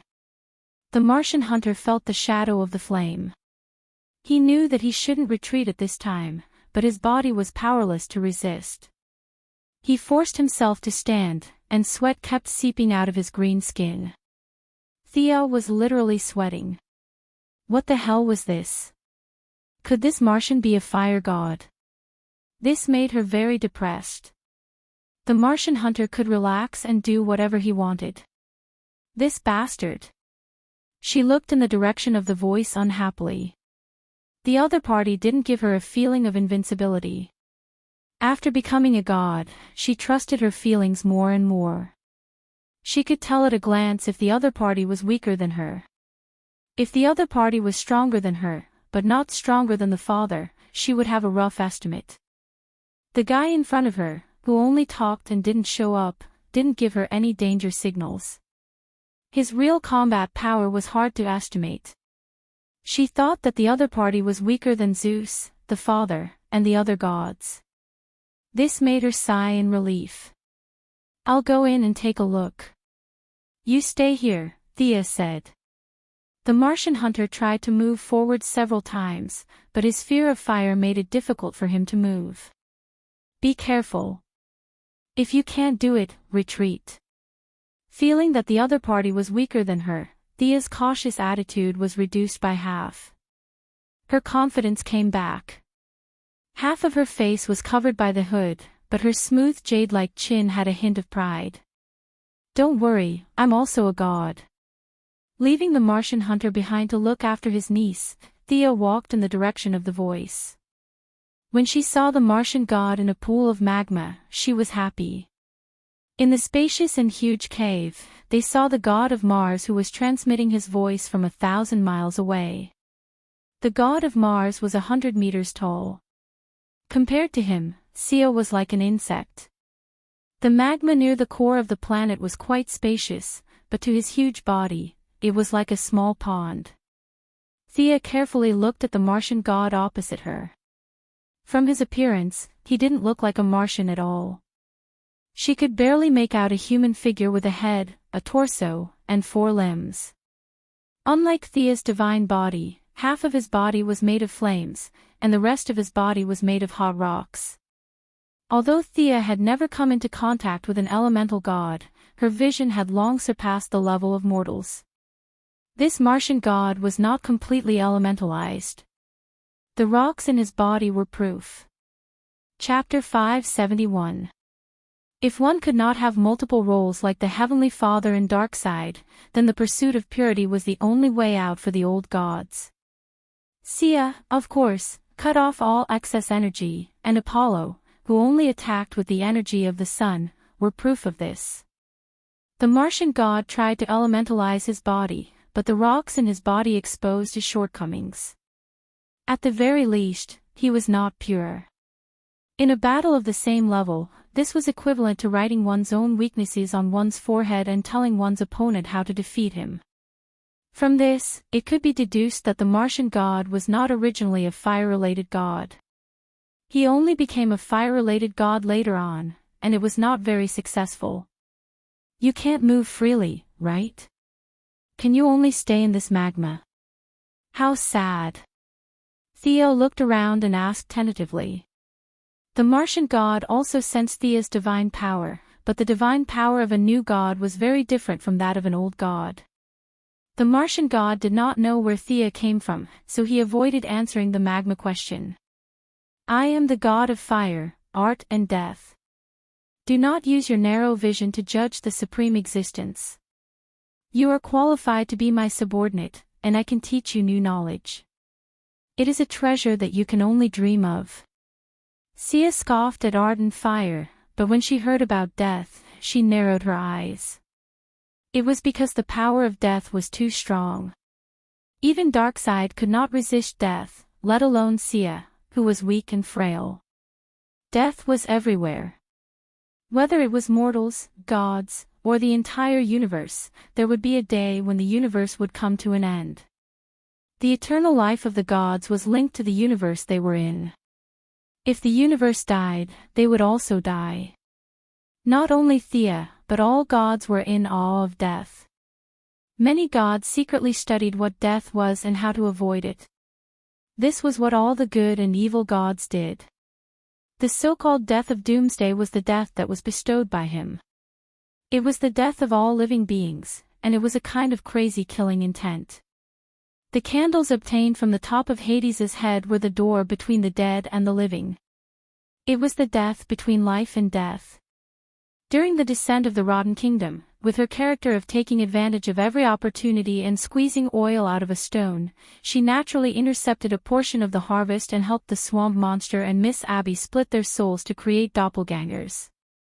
No matter if it was the black decay or the green of all creation, she secretly intercepted a portion of them. The green of all creation was given to Poison Vine Lady for research, while the black of decay was personally tested by her. The black of decay also contained the power of death, but this kind of death was brought about through decay. It could only be said that it was an adjunct of decay. He also collected a lot of things that belonged to ordinary people, such as the fire-resistant bricks that had been used in crematoria for 30 years, the trees that many young men and women hung themselves from, and the weapons used by many serial killers. She had gathered a whole bunch of bits and pieces, but it was all to no avail. Perhaps it was because of his personality, or perhaps it was because of his deity position, but she couldn't find anything. Now that she heard that the big guy in front of her also had the deity position of death, she couldn't help but be cautious. Just like Hades, he had studied death for tens of thousands of years, but he didn't dare to say that he had understood it. If she guessed correctly, he was the Helimir of Malakadra, Mars, that was praised on the stone walls in the outside world, the god of flame, art, and death. Three alien gods that didn't really fit together claimed to have seen through the mystery of life and death. This made her cautious. You are the god of art that the Martians praise in the outside world, right? I can roughly think of the flame, but how did you obtain the deity position of death? Thea asked. The new gods fused with the origin and brought about the deity position, while the old gods comprehended from the big rules and obtained the deity position. There was an essential difference between the two, but part of the meaning could be used for reference. As if mentioning the other party's proud deeds, the Martian god named Helimir also wanted to share his experience with this strange god. His voice was still unpleasant like sawing wood, how to obtain the deity position of death. Of course, it was from a large number of deaths. Annihilation, I saw the end of all things from death. Only by personally ending them could I obtain this illusory power. Sia had a bad feeling. Who are they? Who are they? The Martians. That's right, that's what death told me. Only by cutting off all ties could I obtain the favor of death. I bestowed the curse of Helimir and spread it among the Martians through telepathy. Overnight, they were all burned to death by the fire of their souls, haha. Gathering the power of everyone's souls, I opened the door of death. I obtained a new life. Thea's face was extremely ugly. You killed all the Martians. They were the people who worshipped you, the source of your faith. Helimir said contemptuously, they were all burdens. Only one's own power is eternal. Thea was completely speechless. She admitted that she wasn't a good person, but she wasn't evil to such an extent. Just for a possibility, he slaughtered the people who had worshipped him for thousands of years. This kind of guy didn't deserve to be a god. Thea was a little angry, especially when she thought that the Martian hunter outside had his family destroyed because of this guy. Her relationship with the Martian hunter was not as good as her relationship with Batman. This was mainly because the Martian hunter's fatherly love was too strong. All the young and beautiful girls were his daughters. Thea's age was neither too old nor too young. In order to avoid trouble, she always deliberately angered the Martian hunter. The two bickered many times. They didn't act like elders, and they didn't act like peers. Slowly, they got used to this way of getting along. Now that she knew that the person she respected very much, a person who deserved everyone's respect, a person who was thoroughly good, his whole life was affected by this monster in front of her, Thea was burning with anger. You deserve to die. You bastard, you don't deserve the title of God. Thea took out the sword of victory and pledge and roared loudly. The holy sword began to gather all kinds of colors with her anger. She wanted to seek justice for all the Martians who had died unjustly. Revenge for the unjustly dead, this was her justice. The hero mirror in front of her was completely evil. Thea's eyes were unprecedentedly firm. The holy sword in her hand drew a beautiful arc and slashed towards Hero Mirror. Idiot, you're waving your sword at a true god. Kneel down now and I'll forgive you. Hero Mirror was indeed unable to move. He could only condense a golden flame in the palm of his hand and deflect the attack of the holy sword from the side. Since the fight had already started, Thea wasn't going to talk to him at all. This huge cave was full of fire elements, and water element magic was completely ineffective. It was obviously unwise to use fire to attack him. Thea used the holy sword as a staff. She tapped the ground lightly and summoned a 100-meter-tall stone giant. She didn't know if it was an illusion, but she felt that this giant had the appearance of a Martian. In order to confirm her guess, she summoned another one. Chapter 572. The second summoned giant looked even more like a Martian. Thea felt that she had found a part of the truth. After commanding the two giants to attack Romir, Thea knelt down on one knee and touched the ground. At the same time, she used the emotions of pity to communicate. The earth first tried to communicate with her, and soon both sides reached a consensus. Thea stood up silently. The Martian hunters could be said to be dead, but it could also be said that they were still alive. The powerful spiritual power not only helped Romir to be reborn and obtain the death godhood, but when their power gathered together, it also replaced the original will of the planet. Romir had to die. This was the only request of the will of Malexandra, Mars. In order to achieve this, they interfered with the fusion of the fire element, causing Romir to be halfway through the fusion. He was afraid that they would do something to him, so he did not dare to enter the spiritual world to fuse with the fire element. 20 years ago, he had also hypnotized Megan Moss, all for the sake of protecting the last Martian. Don't listen to Hrommel's bragging. What collection? He couldn't even leave this cave. What kind of collection would he have? Now, Sia's interference had given them a chance to take revenge. The stone giant summoned by her exploded with 300% of its strength. Even though it knew that it was no match for Romir, it still attacked Romir. Thea didn't drop the ball either. She began to accumulate the power of the holy sword, preparing to end the battle with a single strike. After all, this wasn't a game. It was impossible to know how much HP would be dealt in one strike and how much HP would be dealt in two strikes. When the HP bar was empty, the opponent would directly fall to the ground. This was very inconceivable in a battle between gods. The battle would only end if the opponent was dealt fatal damage in one strike. Otherwise, it would be like Thea's battle with Madelon on the new planet. Both sides fought for a long time, but neither side was injured. Using the holy sword to gather the will of the masses would require some effort on Earth. Now, there was no need to gather on Mars. They had already gathered together, and they were very honest. As long as they could kill Romir, they could use their spiritual power as they wished. After centuries of erosion, there were at least tens of thousands of spirit bodies that still held strong hatred and had not been assimilated. These were the essence of the Martians. Even if they were not as good as the Martian hunters, they were still the best of the best. A conservative estimate was that from a spiritual point of view, one Martian was equivalent to 10,000 Earthlings. Just a single person's spirit energy was enough to materialize and affect the physical world from the mental world. Now that the hatred of the entire race was gathered together and unleashed 100-fold power through the sacred sword, the immense spirit energy caused even Thea's divine body to feel heavy. Not enough, again. It was a perfect match for the holy sword to desire even more, and Thea also wanted to see just how much she could improve after ascending to godhood. She wanted even more. The planet's wool was overjoyed. Previously, they had protected Megan Moss in order to allow the little girl to attain great success in her divine technique as soon as possible. Carrying their faith, they would be able to take revenge. Although the hope wasn't great, it was still hope. Now that Thea had jumped out to help, she actually felt that their power was not enough. This caused the planet's wool to begin to transfer energy even more wildly.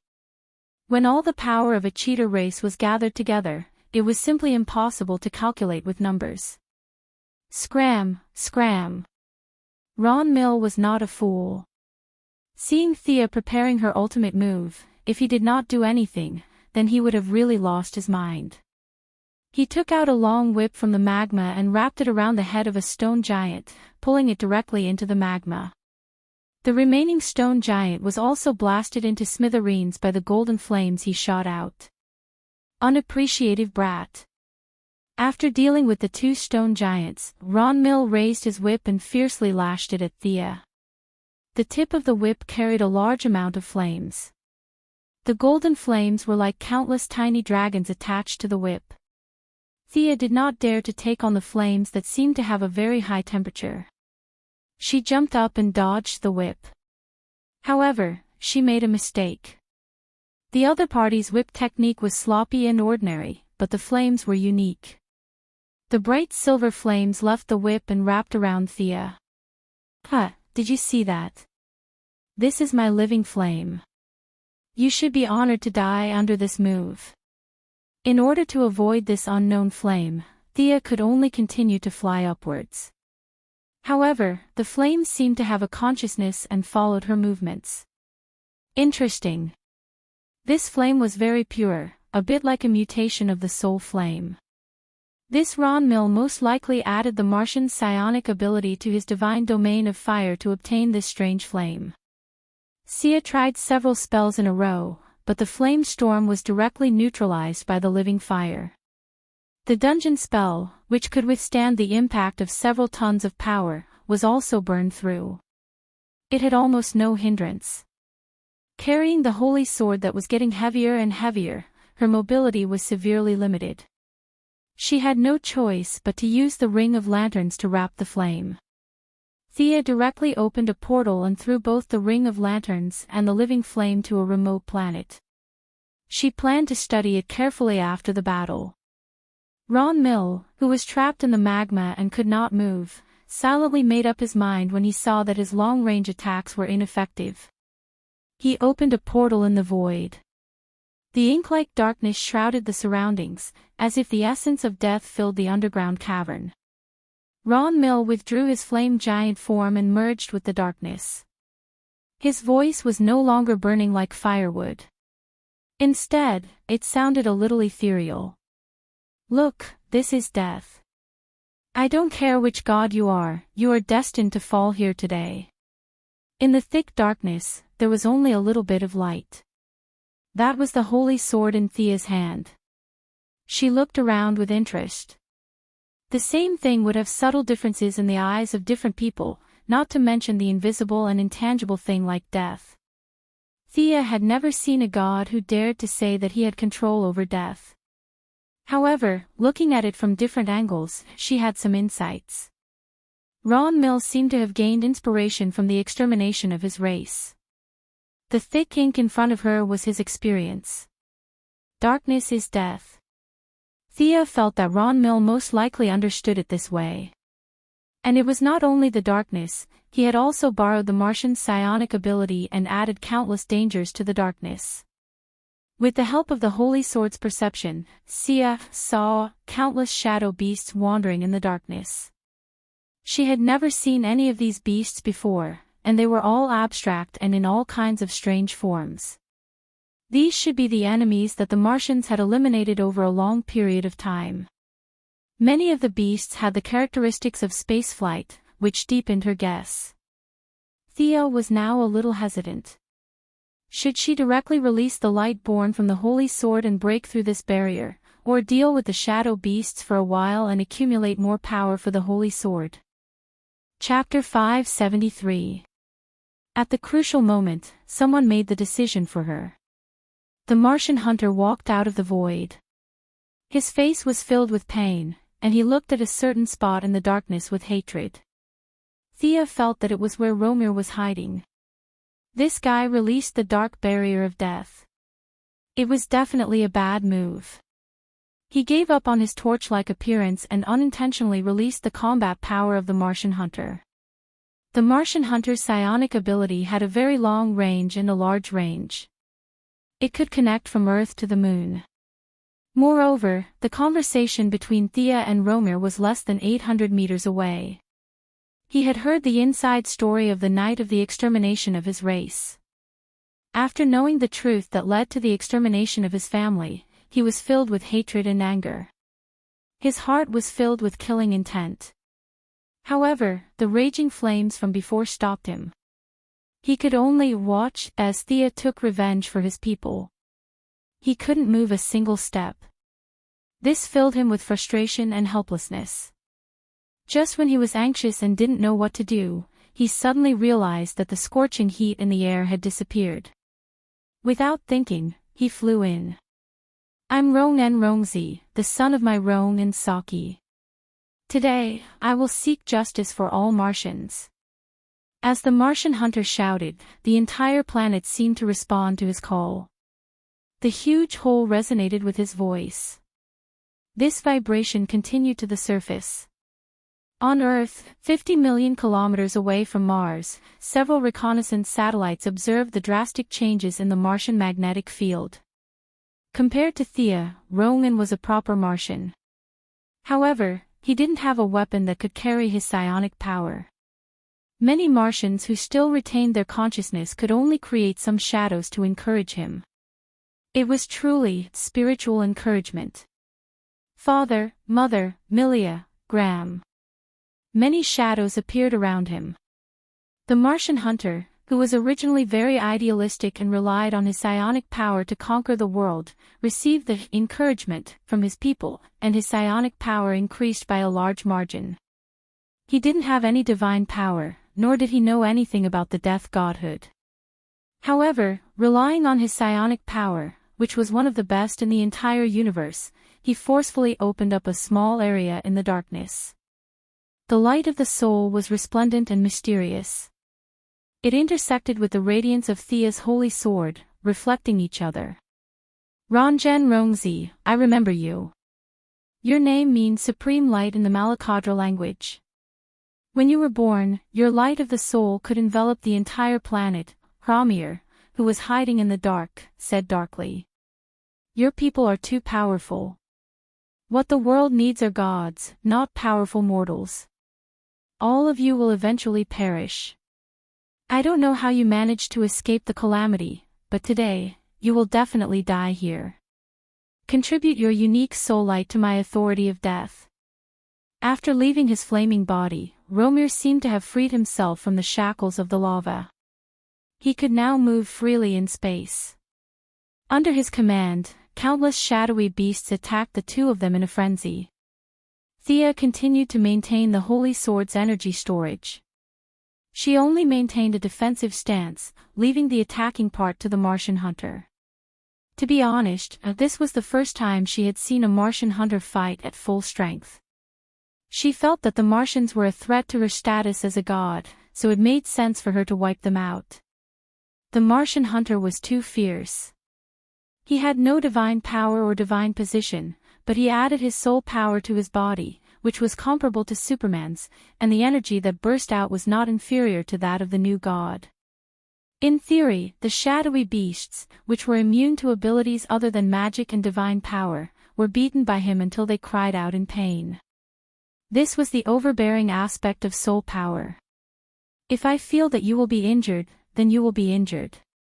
If I feel that you will die with this punch, then the opponent will really die. Soul power was a very idealistic power. Thea could only say that she had grasped the surface of it. She was still far from being able to freely use it in battle like the Martian hunter. To a certain extent, the use of the light ring also placed great importance on soul power, but it did not need to be so profound. As the Martian hunter violently cleared the area, the originally countless shadowy beasts gradually became clear. Dealing with these small fries could not quell his anger. The revenge of the entire race was on his shoulders. He whispered to Thea and hurriedly rushed towards Romir. The other party did not know that he was afraid of fire.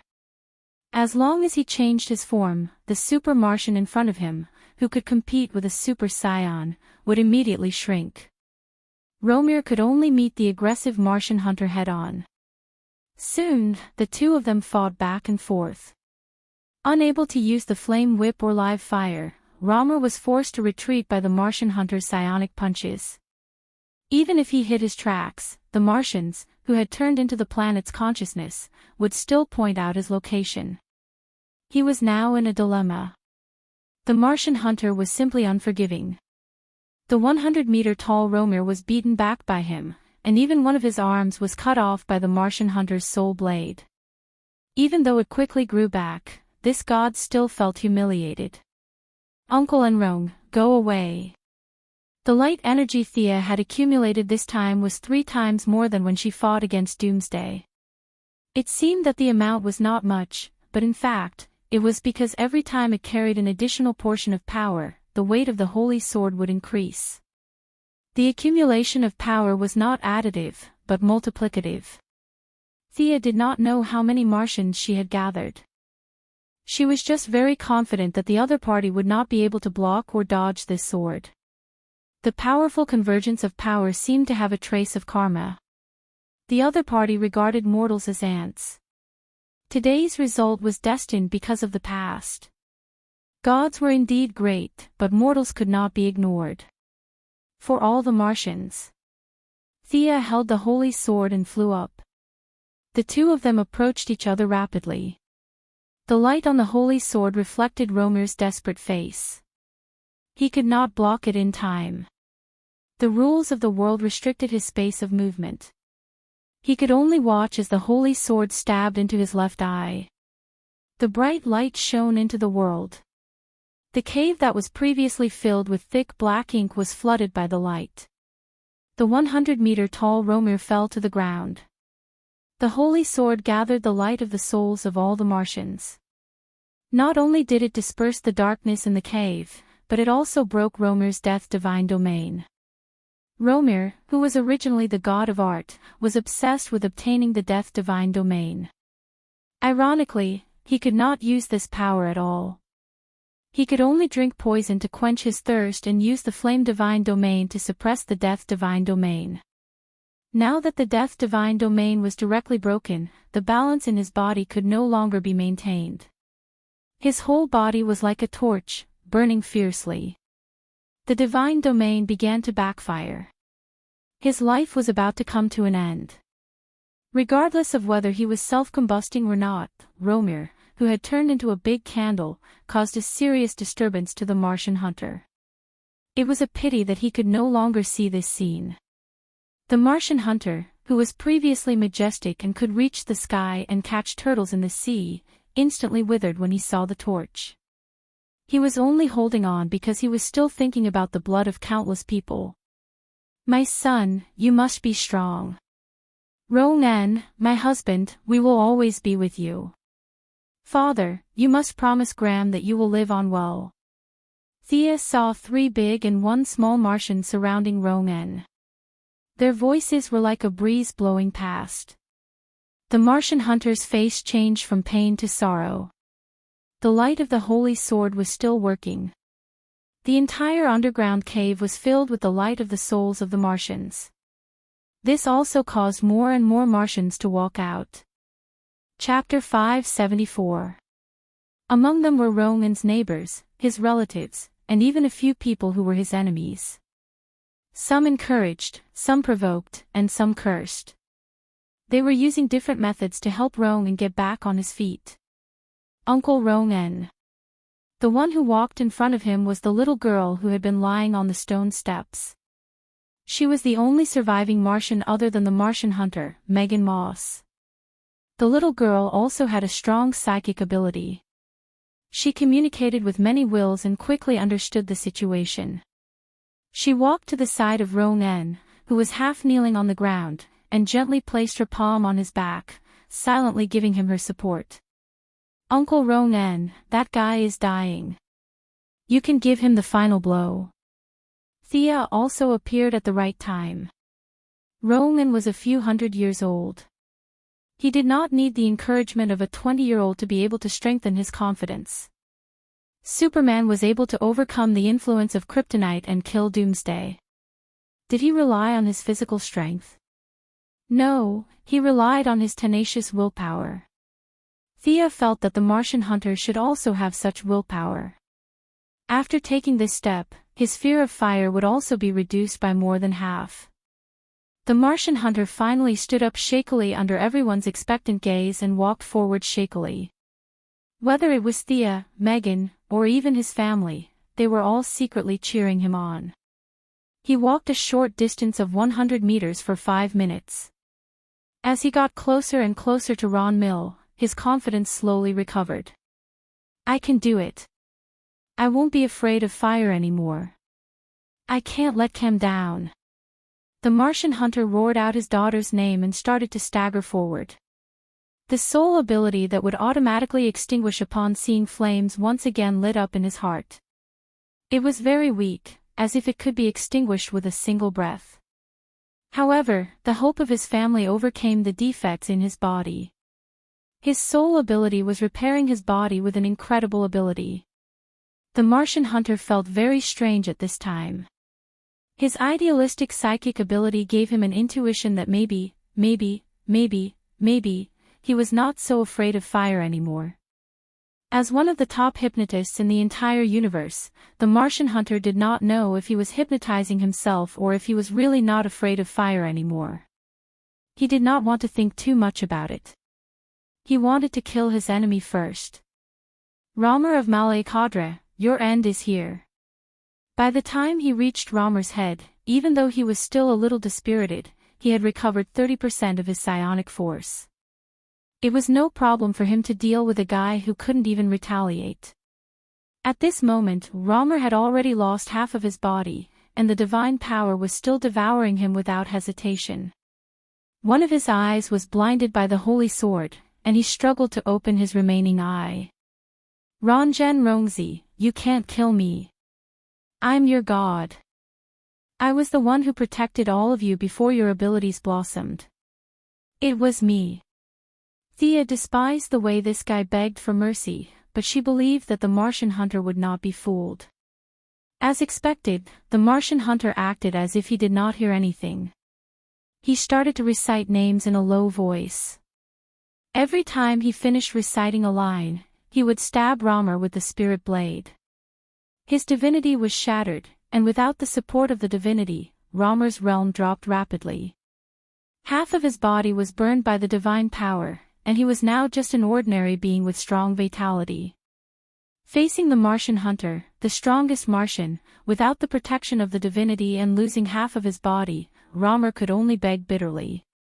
As the Martian hunter mechanically recited names and stabbed him, no matter how strong his vitality was, he could not withstand such consumption. "Miran Rongzi, Saki Rongzi, Milia Rongzi. Graham Rongzi. I've taken revenge for all of you." The Martian hunter unleashed all of his power, and a sharp blade of light pierced through Ramer's head. This god who had tried to get his hands on the divinity of death and destroyed all of the Martians had ended his long life.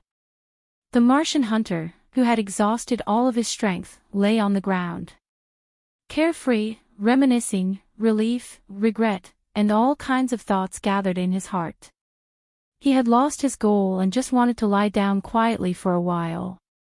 Sia was a little depressed. "Come on, we were originally here to look for the mineral deposit, okay?" Looking for the mineral deposit turned into looking for the person, then looking for the truth, exposing the real culprit, and finally getting our revenge. This messy situation could only be described as strange.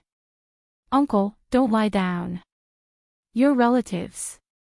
Thea kept him in suspense, and the Martian hunter took the bait and immediately got up. He knew that she would not speak without thinking, and there must be a reason for bringing up this topic. He asked in disbelief, "You can revive them?" "I can't. The rules of life and death are too big. Thea thought to herself. Perhaps she could try it when she mastered the equation of life, but there was no need for that now. She continued, there's a place on Earth called Nandarbat. I once found a city left behind by the ancient Earth civilization in the deepest part of it. It was a city formed by spiritual power. If the Martian hunter still did not understand, he would have lived for hundreds of years in vain. You mean that my wife and children can continue living there? Thea nodded. Then, she communicated with him through the spiritual channel. That world is very small. I estimate that it can only hold a few dozen people. After all, your people's spiritual power is too strong, and it's a huge burden on that small world. Yes, Thea meant to take away a few people who could be related to her. As for the rest, they would slowly assimilate. They could slowly assimilate with the planet. He had helped them take revenge, and they could rest in peace. As for the selection criteria, of course, it was to know people first. Who cared about Martian nobles? I don't even know you. Thea used the remaining divine power in the air to set up a large-scale time barrier. The time flow was 51, and the spiritual bodies immediately became sluggish. After all, she was using Romer's scattered divine power, so she did not feel the pinch. The motivation of the Martian hunter was instantly aroused. He was not a selfless person. He first removed his parents, wife, and daughter from the list. Megan was a little surprised when she heard about this. She also picked out her parents, the two siblings. The more than 300 relatives of the same generation could only say sorry. The two of them picked out 20 people. Thea directly teleported to Nandarbat. She was familiar with them now. She immediately turned into a heroic spirit and brought everyone into the spiritual space. It was worth mentioning that the Martian hunter and his niece could enter the formless state. They could squeeze into the spiritual space. The people in the space were still the same. However, Thea had left behind many spiritual animals for them, which made the space livelier. The work of settling the new residents was completed smoothly. Chapter 575. Everyone chatted in the mental space for a long time. The Martian hunter, who was reunited with his wife and daughter, was grinning from ear to ear. Thea looked at the time and left the world with the two living people. After becoming a new god, her power was too strong. She was so strong that the space around her became unstable. In addition, the strength of the Martian hunter uncle and nephew was also not bad. The space was also heavily burdened. The three of them directly returned to the outside world. These people, who had been dead for hundreds of years, could be settled, but Megan Moss was a living person. The way Martians gave birth was very strange. Even though the race had been extinct for so many years, she was only 40 years old. According to the Martians, she was still a child.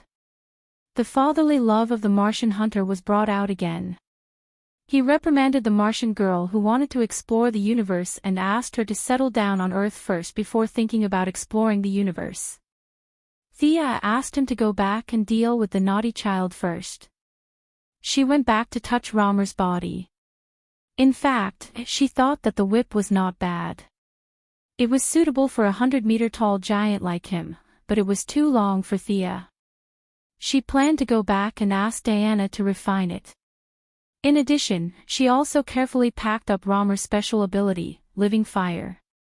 This unique flame needed to be slowly studied. She then spent 3 days exploring all the mineral resources on Mars and had a simple communication with the will of the planet. This place was already barren, so there was no problem of destroying the environment. After settling the problem of mining resources on Earth, she returned to the metropolis. Through several different channels, she met with the actual rulers of several countries. The problem of resources was a big problem that anyone with a normal IQ could see. Thea not only gave them the results of the Mars survey, but also a simple design of a single mech. Want to become stronger? Come, mining resources is your only way out, and interstellar mining is a problem that can't be avoided no matter what. The countries were pulled into the war chariot by her and began the preparatory work. The rocket launch centers of several countries were in full swing. All the talents in aerospace technology were recruited by the government. Thea didn't let them close the door and think about it. She provided several upgraded versions of existing technology for them to refer to. Rockets, airships, spaceships, and giant satellites similar to the Batman Watchtower space base. Several major countries unanimously chose the plan of changing aircraft carriers into space carriers. This was the inspiration that Thea got from Marvel's S.H.I.E.L.D. mothership next door. Now her enhanced version can not only fly, but also travel short distances in space. Of course, it was a short journey for her, but for the people of Earth, this was simply an epic-making invention. In order to integrate alien technology with human science, many human scientists began to research without sleep or food. Thea could not help much in this. She was a real scientist, but there were too many disciplines in modern society and the division of labor was too detailed. At most, she could give some suggestions. She did not know much about the details, and the specific implementation would have to be studied and mastered by the people on Earth. Otherwise, it would be a tragedy if the mothership fell halfway. After hanging out with the scientists for less than a month, she had to leave the laboratory because Diana had returned. "You've become beautiful." This was the first sentence that the long-legged goddess said when they met. This made Thea very happy. Her attributes were now very magical. Strength and dexterity were the weakest, and intelligence and perception could only be said to be good. Charm, which she had never paid much attention to, was the highest. Perhaps this was the ability of wealth. In the eyes of different people, she would show different beauty. No matter what gender or race the other person was, even a silicon-based creature would think that she was beautiful when they saw her.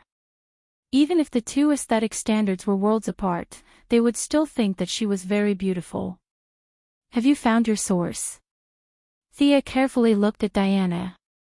Her aura was not the same as before, but it was also different from her own. It did not look like she had fused with her source. "Source?" Diana asked. Thea suddenly realized that she didn't tell her about these things because she was afraid that it would affect her choice. Now that she didn't have these scruples, she told her about the whole process of her ascension, and also mentioned the Heavenly Father and a lot of people. "Well, I don't think it's fusion. If you want to name it, I think it's more like cultivation." The long-legged goddess thought about it very seriously and said carefully. Diana's concepts were very vague, so she could only answer Thea's questions. The two of them studied for a long time and finally figured out the basic context. Unlike Thea's source, which was directly plucked and matured, Diana's source was too young and needed to be patiently cultivated, or it could be called a symbiosis between the two. Unlike the original time when she obtained the war priesthood of Ares, Diana was already on the road to becoming a new god. Her source was called Guardian. From the name, one could tell that it was a source with fighting ability, which was fundamentally different from Thea. However, that was all in the future. The gap between a new source and an adult source was huge. For the first time in 100 years, Thea suppressed Diana in all aspects, so she was very happy. Using the excuse that clothes obstructed the communication between the source, the goddess of wealth happily dragged the guardian goddess to bed. Golden hair and black hair were entangled together, and two pairs of smooth and long legs were entangled with each other. The battle between the heavenly thunder and the earthly fire ended with the goddess of wealth's complete victory. The two of them were intimate for half a month before they finally remembered that they still had business to do. Diana needed to gradually understand the meaning of guardian. Thea's advice was to start with some simple things, such as guardian of love, or guardian of family, and eventually expand to the whole world. "You still need me to protect you." The Valkyrie had been defeated in the past few days and was very proud to express her dissatisfaction. It was rare to see such an expression on her face. Thea's body felt light for a few days, but she did not relax. Temporarily leading did not mean that she would lead forever. Diana was immersed in catching up, so she had to continue to maintain her advantage. However, she still prepared a surprise for Diana. The two of them came to the eastern Mediterranean. Thea had returned Paradise Island to its original position. She used her official position for personal gain to absorb power from the new creator star's magic net.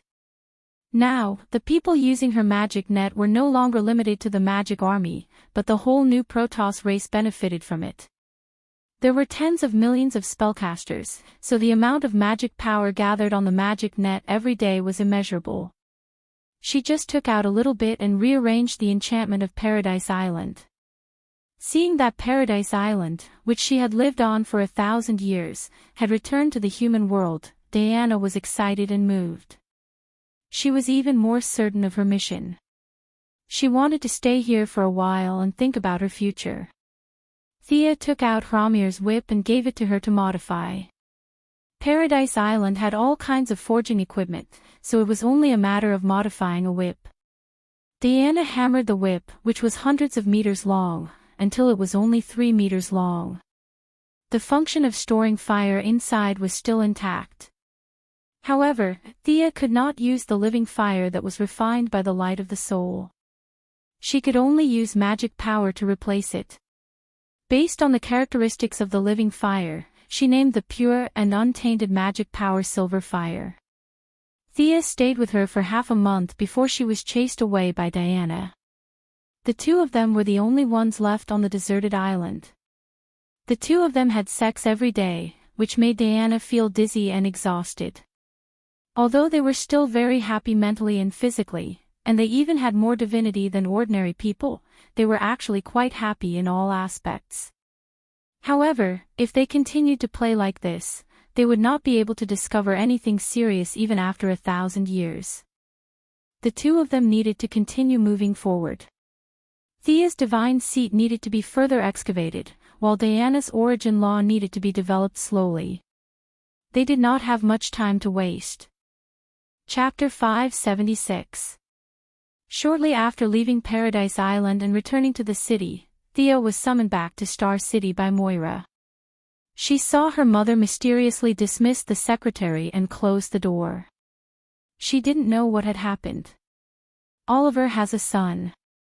Moira's words were shocking. The moment she opened her mouth, it was big news. The first thought that came to Thea's mind was that Shadow had a child. The second thought was even weirder. Did he get back together with Laurel and give Tommy a forgiveness hat? In less than a second, she knew that she had been wandering around Paradise Island for the past few days. Her mind was too active and she was 100% sure that she was wrong. When she passed by the Green Arrow base just now, she didn't see any signs of pregnancy. What Moira was talking about was definitely not the current situation. Moira didn't let her think too much and handed over a photo. In the photo was a little boy of 7 or 8 years old.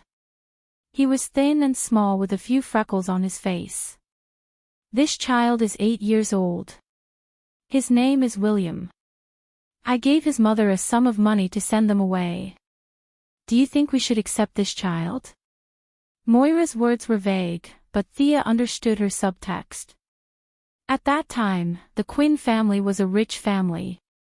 In order to prevent unrelated outsiders from sharing the property, and Oliver was indeed a bastard at that time who fooled around and had a child, Moira, as a mother, sent them away. It was not wrong. However, now that the election was imminent, Moira was a little uncertain whether this incident would cause a domino effect. Thea didn't speak. She looked at the photo first. His eyes and chin were a little like Oliver's, but other aspects were not obvious. She felt that Moira was a little confused because she cared too much. A child like this was actually separated from Moira by a layer, so it wouldn't cause a direct impact. She had a little impression of this child named William. He should be the child that Oliver had before he went to sea. At that time, it was still Thea 1.0 era. She remembered that this unlucky child was repeatedly captured by bad guys in the American TV series. Oliver said that he hid the child in a place that he didn't know. However, the bad guys' secondary professions were all detectives. Every bad guy could capture his son and threaten him. It was a pain in the ass. Now there were only two options: to maintain the status quo or to protect him. Let's maintain the status quo. I'll send someone to protect you, Thea said with clear eyes. She could only take precautions in advance. This was Oliver's flesh and blood. There were many methods that could not be used. What about Oliver? Don't tell him, Thea said straightforwardly. It wasn't that she had any bad intentions, but she had a divine premonition that if this child named William didn't get involved in Oliver's life, his future would be very happy. Not everyone wanted to be a superhero or the son of a superhero. This could be seen from Professor Alec Holland and Miss Abby, who both lived in seclusion, not to mention Damien, who was still training hard after returning to Gotham. Not everyone had an iron will. Superheroes were definitely not the first choice of ordinary people. William had lived for 8 years without any illness or disaster. Thea could guarantee that once the Quinn family recognized this child, his originally peaceful life would fall into an unknown abyss. There was a complicated cause-and-effect relationship. Thea was not prepared to talk about those mysterious things with Moira. As an outstanding politician, Moira also did not want to recognize this child. However, she could not consider the cause-and-effect relationship. She could only consider it from the perspective of herself, politics, and family. Now that she heard Thea's words, she was secretly relieved. Little William, who was living in a small town thousands of miles away from Star City, did not know that his future was decided by a few words from his evil grandmother and Aunt Goddess. He was still enjoying his childhood peacefully. Theo left Moira's mayor's office and made some arrangements. The child's various birth certificates were disguised. The child's mother was also promoted slightly through indirect relationships. She did not have to worry about food and clothing and had a stable income. This was considered a good ending. She originally wanted to set up 2 security guards, but after thinking about it, she gave up. How could one guard against a thief for 1,000 days? Setting up security guards would only raise suspicions. Apart from this child, Thea did not do any more concealment measures. As a presidential candidate, as long as Moira did not have any major problems, she would be fine. Even if there were political enemies who tore a hole in Oliver's body, it would do little harm to Moira. The most important thing was that Oliver's previous private life was too unrestrained. There were at least 800 women who had dated him. With such a large base, as long as someone wanted to find them, they would definitely be able to find them. No matter how powerful Thea's eye of obliteration was, it could not kill more than 800 people. She could not hide it at all. If Oliver were to run for president himself, then there would definitely be more than a dozen children with different skin colors jumping out in public to call him father. Now that they were separated by a layer, the impact on Moira was very small. The United States was deeply influenced by the United Kingdom, and the requirements for leaders were slightly more serious. In Europe, it was common to see a young president with an old wife, and which lover the president had dinner with. The private life of the president was not a big deal, let alone the private life of the children. Even if there was a problem, with a little public relations and control the direction of public opinion, maybe this could be regarded as an example of being close to the people. Putting Oliver in front as a target, this was the tacit understanding between the mother and daughter. Anyway, he was thick-skinned and did not care about these trivial things. The intense general election had begun at a certain level, and several candidates had begun their activities. The president who was in office benefited from the destruction caused by the Black Decay. He had the lowest public support rate in history. He was attacked by rotten eggs when he went out, and shoes were thrown at him when he gave a speech.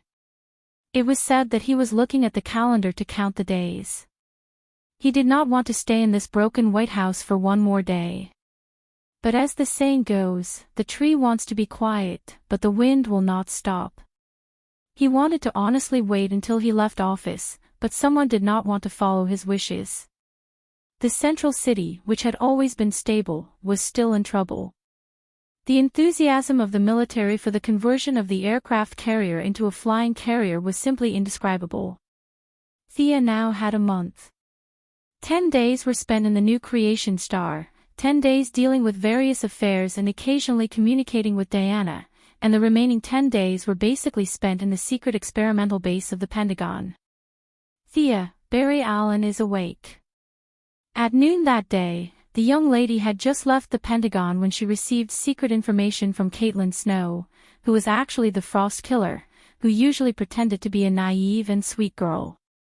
The Flash was about to appear, and the peaceful days of the central city were coming to an end.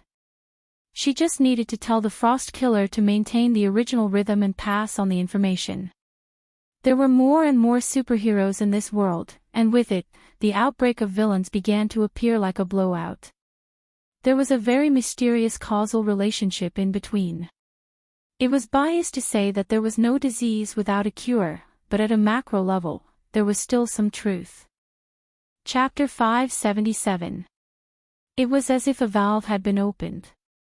On the day the Flash woke up, the bank in Central City was robbed by a paranormal who could control the weather. The police could not do anything about it. Witnesses from all walks of life expressed their opinions on social media and criticized the government's inaction. Thea deeply despised the behavior of robbing a bank just because they had some ability. It was too scary to be ignorant. How much money could they have robbed?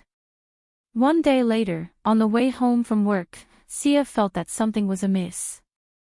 Her secretary, Miss Maisie, quickly put up her guard.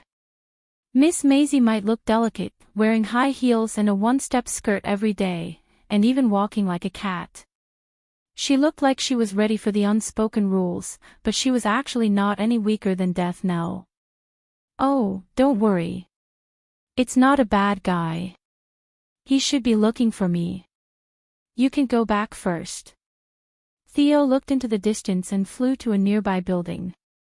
Miss Maisie was relieved. Thea and Luther had something in common. They didn't need her protection.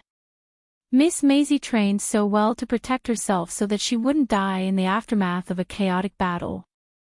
Now that she heard from Thea that it was nothing serious, she calmly went to the garage to get her car. Thea flew to the rooftop and waited for 2 seconds. A yellow lightning flashed and a young man walked in front of her. Barry, long time no see. You seem to have recovered well. Why are you looking for me? Thea asked the young Flash in front of her. Shouldn't this guy be looking for Oliver? Why did he come to her? In fact, Barry was a little helpless. The few superheroes on the surface now were Superman, Batman, and Thea.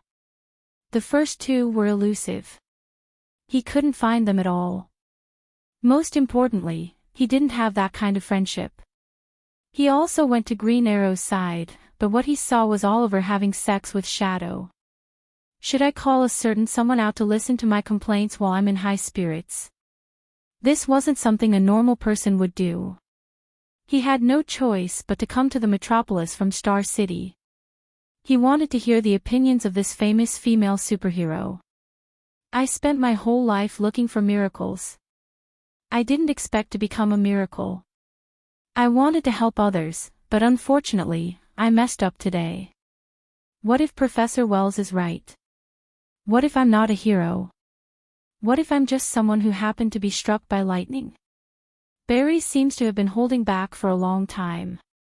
He starts from the time when Pangu created the world, no, from his birth. Theo wants to remind him that they have discussed this issue before.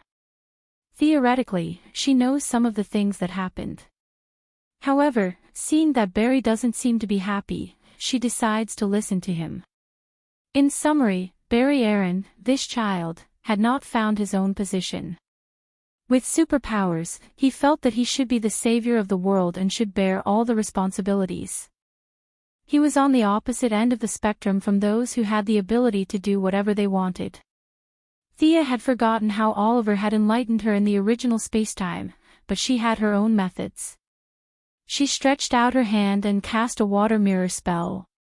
The water ripples, and soon, the image of an old man appeared. Thea knew that Barry didn't recognize him, so she started to tell him. Dr. Savannah, he has been looking for miracles his whole life. Half a year ago, he finally received the favor of fate and obtained extraordinary powers. He thanked the heavens for their blessings and donated 1/3 of his family fortune. He also helps the poor from time to time. Now, he is still donating books and precious ancient books to various universities. He's already 60 years old, but he's still using light and heat. Thea felt a little guilty when she said this. Dr. Savannah was a proper villain in the original spacetime. Now that he had obtained 20% of Black Adam's divine power, in order to make a good impression on Thea, not only did he donate his family fortune, but he also built bridges and paved roads, planted trees, helped the poor, and helped the poor. He did a lot of good deeds. Thea didn't treat him unfairly. Naturally, she didn't give him the dummy version of the new creator's planet. Instead, she gave him a copy of the teaching notes that she used to teach Damien. If he had any questions, he could teach her remotely or leave a message. Seeing that Barry was deep in thought, she gave another example. This time, the image changed, and a little boy with green skin appeared. This boy's name is Carl Logan. His code name is Beast Boy. Due to an accident in the laboratory, he underwent a genetic mutation and can switch between animals. He's only 9 years old now. This is the image of him saving a traffic victim yesterday. In the image, Beast Boy turned into a pony, and in an instant, he pushed the victim from the front of the car that failed to brake to the other side of the road. Thea covered her face a little. It was hard to tell which was more painful, being hit by a car or being pushed by a pony. Barry, who saw this scene, was also a little embarrassed. This child was much fiercer than him. Thea coughed a little. Look, no matter if it's a 60-year-old man or a 9-year-old child, even if they do it clumsily, they are still doing it. It's better than not doing it at all. Everyone needs to grow, and heroes naturally need to grow as well. If they can't do it today, they can do it tomorrow. Heroes don't grow in a day, right? Do what you should do. It's not that lightning happened to hit you, it's that it chose you. Theo looked at the son of the god of speed, and said with a solemn and respectful tone. After laying out the facts and reasoning, Barry Allen regained his vigor and returned to Central City while singing. The first battle of the Flash.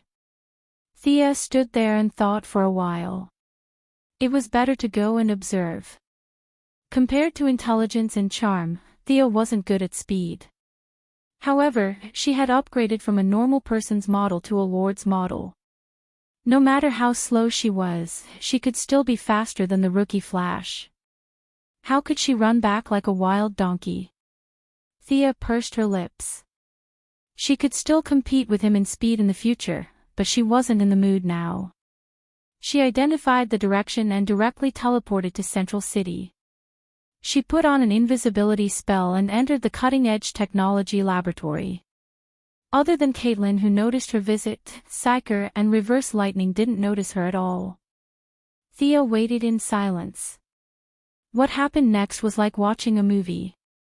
The Flash ran back and showed Psyker his high-tech wear-resistant suit as if he was presenting a treasure. After that, the monster that controlled the weather also jumped out at the right time. The Flash's first battle wasn't good, and Reverse Lightning used his max-level mouth to start feeding him chicken soup. What left the deepest impression on Thea was his heart-wrenching scream, "Run, Barry, run, run." She didn't watch the old man's emotional performance anymore. She rushed to the scene and prepared to observe the god of speed. At this time, the monster was still clamoring, and even shouted that he was God. Thea almost fainted. The ignorant were really fearless. After holding back for so long, it was just a small tornado. Did he think he was God? She looked at the Flash, who was moving in the opposite direction of the tornado. To be precise, she was looking at the god of speed. With just a glance, she knew that she guessed right. This was also the origin. It symbolized the concept of speed. It was the origin of speed. However, compared to the black of decay and the green of all things, the god of speed was more elusive. In Thea's opinion, Barry was very similar to the swamp monster from before. He was just a worker. If he didn't change the nature of his life force, he would end up lying dead in the god of speed space. There was a rumor that the universe produced the god of speed at the moment when the lightning struck Barry Allen. At that moment, this power extended to 2 levels, covering the entire timeline and the parallel universe. Unfortunately, Thea couldn't see that Barry was different. Sia cast a few wind-type acceleration spells, trying to see if they could help the rookie Flash speed up, but unfortunately, they were all immune to the Flash's power. She tried to intercept a part of it, but this time, it disappeared into the air. Chapter 578. After trying several methods in a row, Thea could only give up. In the state of invisibility, more methods were not easy to use. She still had a lot of time, so she could slowly study it later. Unaware that there was someone spying on them, the soldiers were quickly killed by the Flash, who went berserk. Successfully obtaining the first experience of a hero, the fledgling Barry Allen ran back to the cutting-edge technology laboratory to celebrate with a few friends. The research on the power of speed came to an end, and the young lady naturally returned to her home. She had too many things to do, and the anti-lightning that was destined to die in this world was not worthy of her attention. In the next few days, the deeds of the Flash began to ferment, and various media reports began to talk about this lightning-like figure. There was no doubt that this was a superhero. Many rescued citizens could testify to this, but no one knew whether the hero was a man or a woman, old or young, or even an Earthling or an alien. In just half a month, she defeated a superpower that could split and a superpower that could release poisonous gas. The comments on the internet began to show an explosive trend. What happened to our world? Would ordinary people still have a way to live in the future?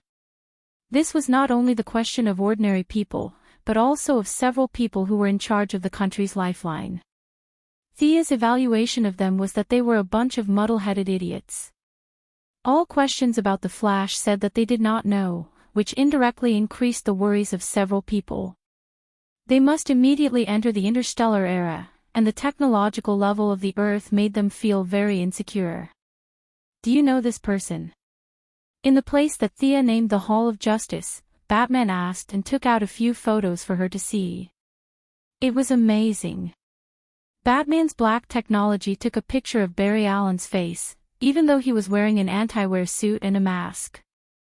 The Flash in the photo was rescuing a woman trapped in the house by a fire. He was running up the wall from the bottom. His technique was not very skilled, and his speed was a little slow. This gap was captured by Batman. After the image comparison, face recognition, face restoration, and dug out Barry's appearance. Well, I do know him. Barry Allen, a very kind person. He is a rare good person. Thea answered with certainty. Why can he run so fast?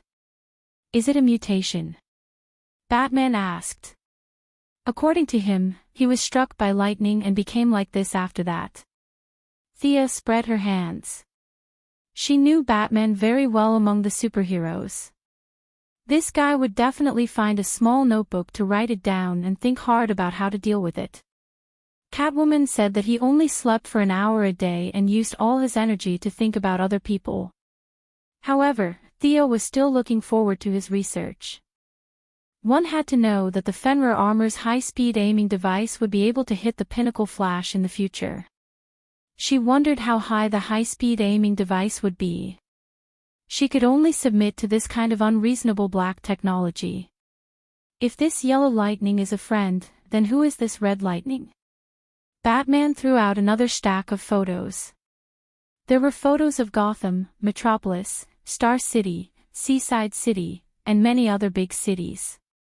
The only similarity was that there was a red lightning bolt in each photo. Defying lightning. Thea's face was expressionless, but countless thoughts were colliding in her mind.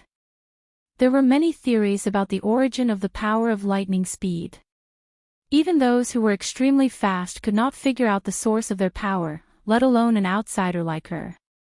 However, from defying lightning's painstaking efforts to cultivate the Flash for 14 years, some conclusions could be inferred. In short, if there was a Flash, there would be a power of lightning speed. Defying lightning came to this world. Because there was no Flash, his power of lightning speed disappeared directly. He could only cultivate Barry Allen himself. In theory, when the lightning bolt hit Barry Allen 9 months ago, the power of lightning speed had already been unlocked in this world. Defying lightning's own power of lightning speed should have recovered a lot. However, he had been silent for 9 months and only came out now. Did this mean that his power of lightning speed was not enough before? Only when Barry was running for his life could he have enough power of lightning speed to squander. She was not an extremely fast person, so she could not understand the cause and effect of this. Thea only knew that defying lightning was now a little anxious. This world was too different from what he knew. He had to look around to confirm the next step of his plan. "I'll take care of him." Thea took the photo of red lightning and said goodbye to Batman, then left the metropolis. That night, Thea flew high in the sky, looked down at the earth, and waited quietly. After waiting until the middle of the night, a red lightning bolt suddenly appeared at the end of her line of sight. The other party kept moving through the streets and alleys, stopping from time to search for something. Thea's supervision could see that defying lightning's face was getting more and more confused. This transmigrator from the 25th century was definitely not in a good mood at this time. When others were unhappy, Thea would generally be very happy. Seeing that defying lightning left Seaside City and was speeding on the highway, she was very unethical and pulled a magic rope on the side of the road. The rope was invisible and colorless, blending into the surrounding environment. In order to test the magic resistance of the power of lightning speed, she added a few triggering spells on the rope. She had just finished setting it up when the red lightning bolt was in front of her in the blink of an eye. The magic rope was suddenly broken by a huge force, and defying lightning speed was also interrupted. He rolled on the ground like a gourd, rolling 17 or 18 times on the ground. What the hell? Defying lightning looked around, a little confused. He dared to swear to God that he did not see anything just now. Thea was also very happy. These extremely fast people were protected by the power of lightning speed, which was very anti-physical and ignored the rules of inertia and acceleration. Otherwise, they would have fallen to their deaths at such a high speed. In any case, she still remembered her mission, which was to teach defying lightning a lesson and make him obediently stay in Central City and play with little lightning slowly. Why the hell was he running around in the middle of the night instead of sleeping?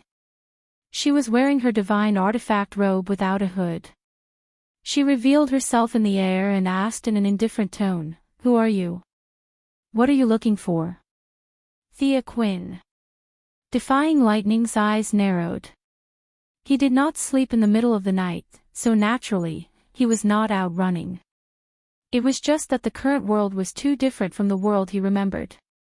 He had some guesses in his heart, but he did not give up and was still looking for evidence to comfort himself. In his original world, there was no Superman or Batman. A few months ago, the darkness of decay scared him. At that time, his power of lightning speed had just recovered, and ordinary mosquitoes certainly could not bite him. But if the whole world was full of mosquitoes, then he could only wait for death. To be honest, he was a little scared at that time.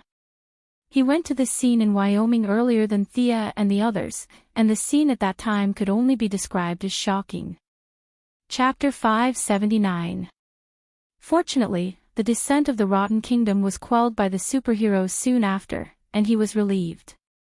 Now that Barry Allen had officially returned to his position, he would shout, "Run, run, run," every day. He would shout, "Run, run, run," in the name of training the new Flash. Barry was running at full speed, and his lightning speed was recovering rapidly, which was why he had been investigating for the past few days. He had tried to observe Superman and Batman in secret, but he couldn't find either of them. Thea was his next target, but he didn't expect her to come to him so openly. His eyes narrowed, and he turned into red lightning and rushed forward. Looking at the red lightning in front of her, Thea increased her speed and chose to dodge. The two quickly chased each other in the wilderness. Reverse Lightning was indeed gritting his teeth as he ran, but Thea wasn't. Logically speaking, who didn't know how to run with their two long legs? Originally, she wanted to compete with Reverse Lightning, but after running a few steps, she discovered a problem. Reverse Lightning was wearing anti-friction tights and a tightly covered head cover. It could be said that the whole outfit was designed for racing. What was her outfit? God's punishment robe. Hayate had considered her as a goddess, so she had designed a woman's robe with a tight waist. It looked really beautiful from a distance, but the scope of this outfit definitely didn't include racing. She ran 2 steps and stopped. It was really strange. She was wearing a big robe, and with her blonde hair, she didn't have the protection of her lightning speed. Facing air resistance, she ran like a lunatic. Thea wasn't good at speed, but for a big account like her who was about to max level, there was no shortcoming. She could run very fast if she didn't care about anything. But now, for her image, she couldn't do that. She felt a little regretful and gave up the idea of racing with Reverse Lightning, but she still wanted to see his speed. With her unparalleled mastery of teleportation, she began to use short-range teleportation to increase the distance between the two sides. From a distance, it looked like a mage flashing, rushing forward with a whoosh. Reverse Lightning had never seen such a strange way of moving. He was very confident in his lightning speed. "I don't care where you run, I will chase with all my strength." For a moment, a sky-blue shadow was in front and a red lightning bolt was behind. The two of them began to compete in speed. They went west from Seaside, through Georgia, Alabama, Mississippi, Louisiana, and finally into Texas. The two of them didn't go to the big city, but instead ran as fast as lightning on the road. Of course, this was for against lightning. Thea herself didn't need to use much mana, and she also saw a lot of things along the way. From the perspective of the law of speed, Reverse Lightning was not too far away from the Flash himself. In other words, whatever speed the Flash had, Reverse Lightning had roughly the same speed. At this moment, Thea felt like she was a level 100 player fighting against a level 60 player. Was her opponent fast? It was indeed fast, and as time passed, the speed of Reverse Lightning also increased rapidly. However, it was not to the point of despair. According to her rough estimate, it was initially around 1,000 kilometers per hour, but now it had increased to around 1,500 kilometers per hour. There was no cover around the road, and Reverse Lightning couldn't catch up with Thea no matter how hard he tried. At this point, he already knew that he couldn't catch up with this woman, at least not with the lightning speed in his body. Panting and kicking, Reverse Lightning secretly gritted his teeth. When he recovered his full strength, he would definitely teach her a lesson. In an instant, he suddenly realized a problem. How could he be so tired? One must know that he could run hundreds of laps around the earth without stopping. Now, it was just a few minutes of chasing, how could he be tired? You noticed it. Let me see the essence of your power. The reason why Reverse Lightning was so tiring was naturally because of magic. Energy Drain, a very high-end necromancy spell, was naturally the quintessence of Morgan Le Fay's magic book. She had long since placed it on the magic rope, and it was directly triggered when Reverse Lightning was tripped. Thea not only absorbed his life force, but also a lot of his spiritual power, willpower, and a lot of other things, including his lightning speed. She couldn't do it when she was invisible in Central City, but naturally, she didn't have to worry about this today. She stretched out her hand, and a large red arc wrapped in divine power was taken out of his body. Damn! Seeing this scene, Reverse Lightning's eyes widened. I've always been the one to steal other people's lightning speed, but today, I'm the one being robbed. Are you still a hero of justice?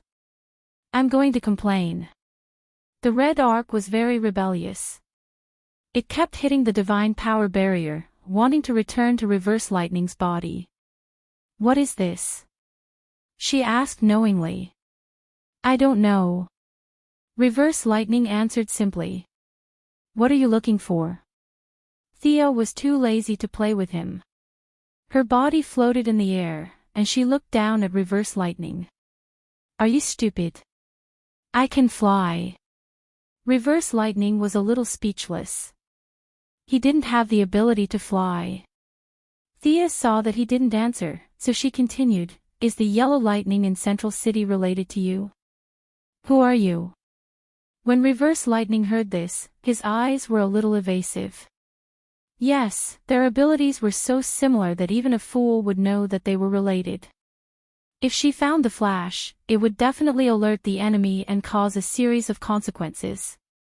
Reverse Lightning was now really afraid of this world. If the flash beside him changed again, he didn't know what to do. He rolled his eyes and decided to make up a lie. We're together. We're looking for a way home. His words were both true and false. He explained his purpose, and with the good reputation of the Flash, he tied the two of them together and disguised them as a do-gooder duo. In his impression, superheroes were simply too easy to fool. It was true that they were strong, but they were all too naive. The truth was just as he expected. The good reputation of the Flash helped him, and the superheroes opposite him fell for it. Thea laughed secretly, but she didn't expose him. Her attitude became a little more amiable. A way home. You're not from this world. Are you from a parallel universe or a different time period? Reverse Lightning was a little surprised by her sharpness. However, Thea's reputation as a great scientist was still very intimidating. He wouldn't underestimate her knowledge. After all, they had chatted in reality before. He coughed twice. He was also wondering whether he was in a parallel universe or a different time period. Why did it feel like the combination of these two options was the real answer? The bitter Reverse Lightning could only skip the parallel universe option. He said bitterly, We're from the future. Seeing that he was implying the Flash in his words, Thea wanted to laugh. This guy also knew the importance of disguise. People from the future. The Heaven's Eye Society had previously captured a woman from the 31st century called Queen Emerald Eye, and a man from the 64th century called Magician was on the run. Which year did you transmigrate from? Holy shit. Is this for real? Reverse Lightning seemed to have been struck by lightning again. Thea's words made his jaw drop. This was indeed not the world he was familiar with. The 31st century was already very scary. What era was the 64th century? Hadn't the Earth exploded yet? He said a little embarrassedly, We're from the 25th century. Thea nodded silently and began to show off her acting skills. Do you need our help? No need, no need. Reverse Lightning hurriedly rejected this proposal. He didn't dare to let Barry Allen appear in front of these superheroes. Once the two sides confronted each other, even a fool would know that someone was lying.